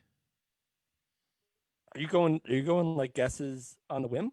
Yeah. Jeff Hardy would be top 10, not top 5. Fuck. All right. You're gonna forget some people that actually held this belt. I don't think you'd put Tommy Dreamer on the list. No, I love. I know, but he's not list worthy. How about Kane? All right. Well, Matt's putting his headphones back on, so Kane is number 5. There you go. Yes, we got Kane and the Undertaker. I tried Rob right. Van Dam. He wasn't on the list. No, and we also have Mankind at number 3. Oh, we had Mankind number 3. No, I was catching. We're only missing one. No, we're missing 2 and 4. 2 and 4 for 5. But if you want to go all Tensky, no, just 5. Gerald Briscoe. Get out of here. Go back and pee more. Go poop. Go poop in the bidet. He was an excellent wrestler. Go poop in that bidet. Fuck. Yeah, Gerald Briscoe was actually a good guess now that I'm thinking about it. But No, it's a terrible guess. Former NWA World Champion? Are you serious? No, wait. Jerry Briscoe wasn't. Yeah. Jack Briscoe Nope. was. Yeah, it was Former it was NWA Jack World Briscoe. Tag Team Champion. It was Jack Briscoe. If Jack Briscoe held the world title, he'd be on the list. Okay. Speaking of the list, fuck. Tony. JBL. No. He'd be in the top 10, but he's not in the top 5. All right, well. British Bulldog. No. Ooh. I'm a big Bulldog guy, but bigger stars held this belt. Al Snow. All right, guys, this was a terrible idea. On my Mike end. Awesome. Nope. Booker T. Booker T would be number 9 if this was a top 10. Taz. Nope. Jeff Hardy. I tried him. Yeah, not in the top 5. Sorry. He was the other guy I forgot to tell you I tried. Oh, boy. Ugh. This would have been more time appropriate when it was the anniversary of the inception of the Hardcore Championship. Big Show. Big Show is number 7, but he's not. in the Well. Fuck. Tommy Dreamer. No, we tried Tommy. Dreamweaver, I believe can make it. Gold Dust. Jesus Christ, guys! I'm talking about main event guys here, like legit superstar main event guys. I thought the British Bulldog was a main event star. Not compared to the rest of the list. The Rock. This actually could have been a can you beat that? Chris Jericho. Chris Jericho, number 4, T-Donk. Holy shit! I didn't even know he was a hardcore champion. Chris Jericho is the former hardcore champion, number 4. So it really sticks in my craw that they still call him Le Champion. By the way, I fucking hate that. So you're missing number 2, I believe. 2. Yeah, Matt's got the list of hardcore champions open somewhere, doesn't he? Now I do, yes. All right, well, someone say something. Oh, Kurt Angle. Yeah, number 2. Ding, ding, ding, ding, ding, ding, ding, ding. So you had Undertaker number 1, Kurt Angle number 2, Mick Foley number 3, Chris Jericho number 4, Kane number 5, and rounding it out was Trish Stratus at number 6, Ugh. Big Show, Jeff Hardy, Booker T, and at number 10, Christian and JBL could also be in conversation as well. You didn't I can't include. believe this thing was fucking around for this long. You didn't include Sean Stasiak. He was like a 3-time champion. I also 4-time champion. Holy shit! It's incredible, or Stevie Richards, or Sean Stasiak is a 7-time hardcore champion, 8-time hardcore champion, 9. What in the shut up? fuck, Shut dude? up! 15-time champion, Tony. Stevie Richards is probably the biggest champion of them all. Wait, he's a 15-time champion? But I'm talking about the biggest stars that again, it means nothing because the timing is off. It was a great list for a week ago. Yeah, but we didn't talk about it a week ago, so it doesn't matter. Yeah. Well, because we didn't do the list. Kevin, my questions have to do with Halloween, and we're not going to get to them again this week. So there you go. We're not doing Can You Beat That? No, it's fucking almost 10 o'clock, dude. All right. Well, why don't we just take it to the limit? All right, then you guys could do it. I'll see you later. Minutes. Oh, we've reached the limit, sir. Yeah. All right. I got no problem with that. Let's ride. I have once again overbooked the show, so Tony hates me. No, these were good guests. I can't hate on this show. This show was awesome. Great thanks to at Darth Watts on the Twitter machine, Mr. Eric Watts from the UWN Championship Wrestling from Hollywood, AEW Dark, and Mr. Rocky Romero at Azukar Rock. Talking Chop Mania this Friday night, 10 p.m., $15 on Fight.tv. You want to get it. You want to see Sex Ferguson. You want to see El Chico Luchador. You want to see them all. Have a good time. And thanks to Tony and Kevin for doing this every Monday night here at the Shining Wizards Wrestling Podcast. If you're watching on Facebook, thank you. If you're listening in podcast form, please subscribe, leave a review, tell a friend, share it on social media. And if you're listening on the rant, we appreciate you. Come back next Monday night, 7 p.m. for episode 507. We are 2 weeks away from our 9-year anniversary show, people. That's big 2 news. weeks.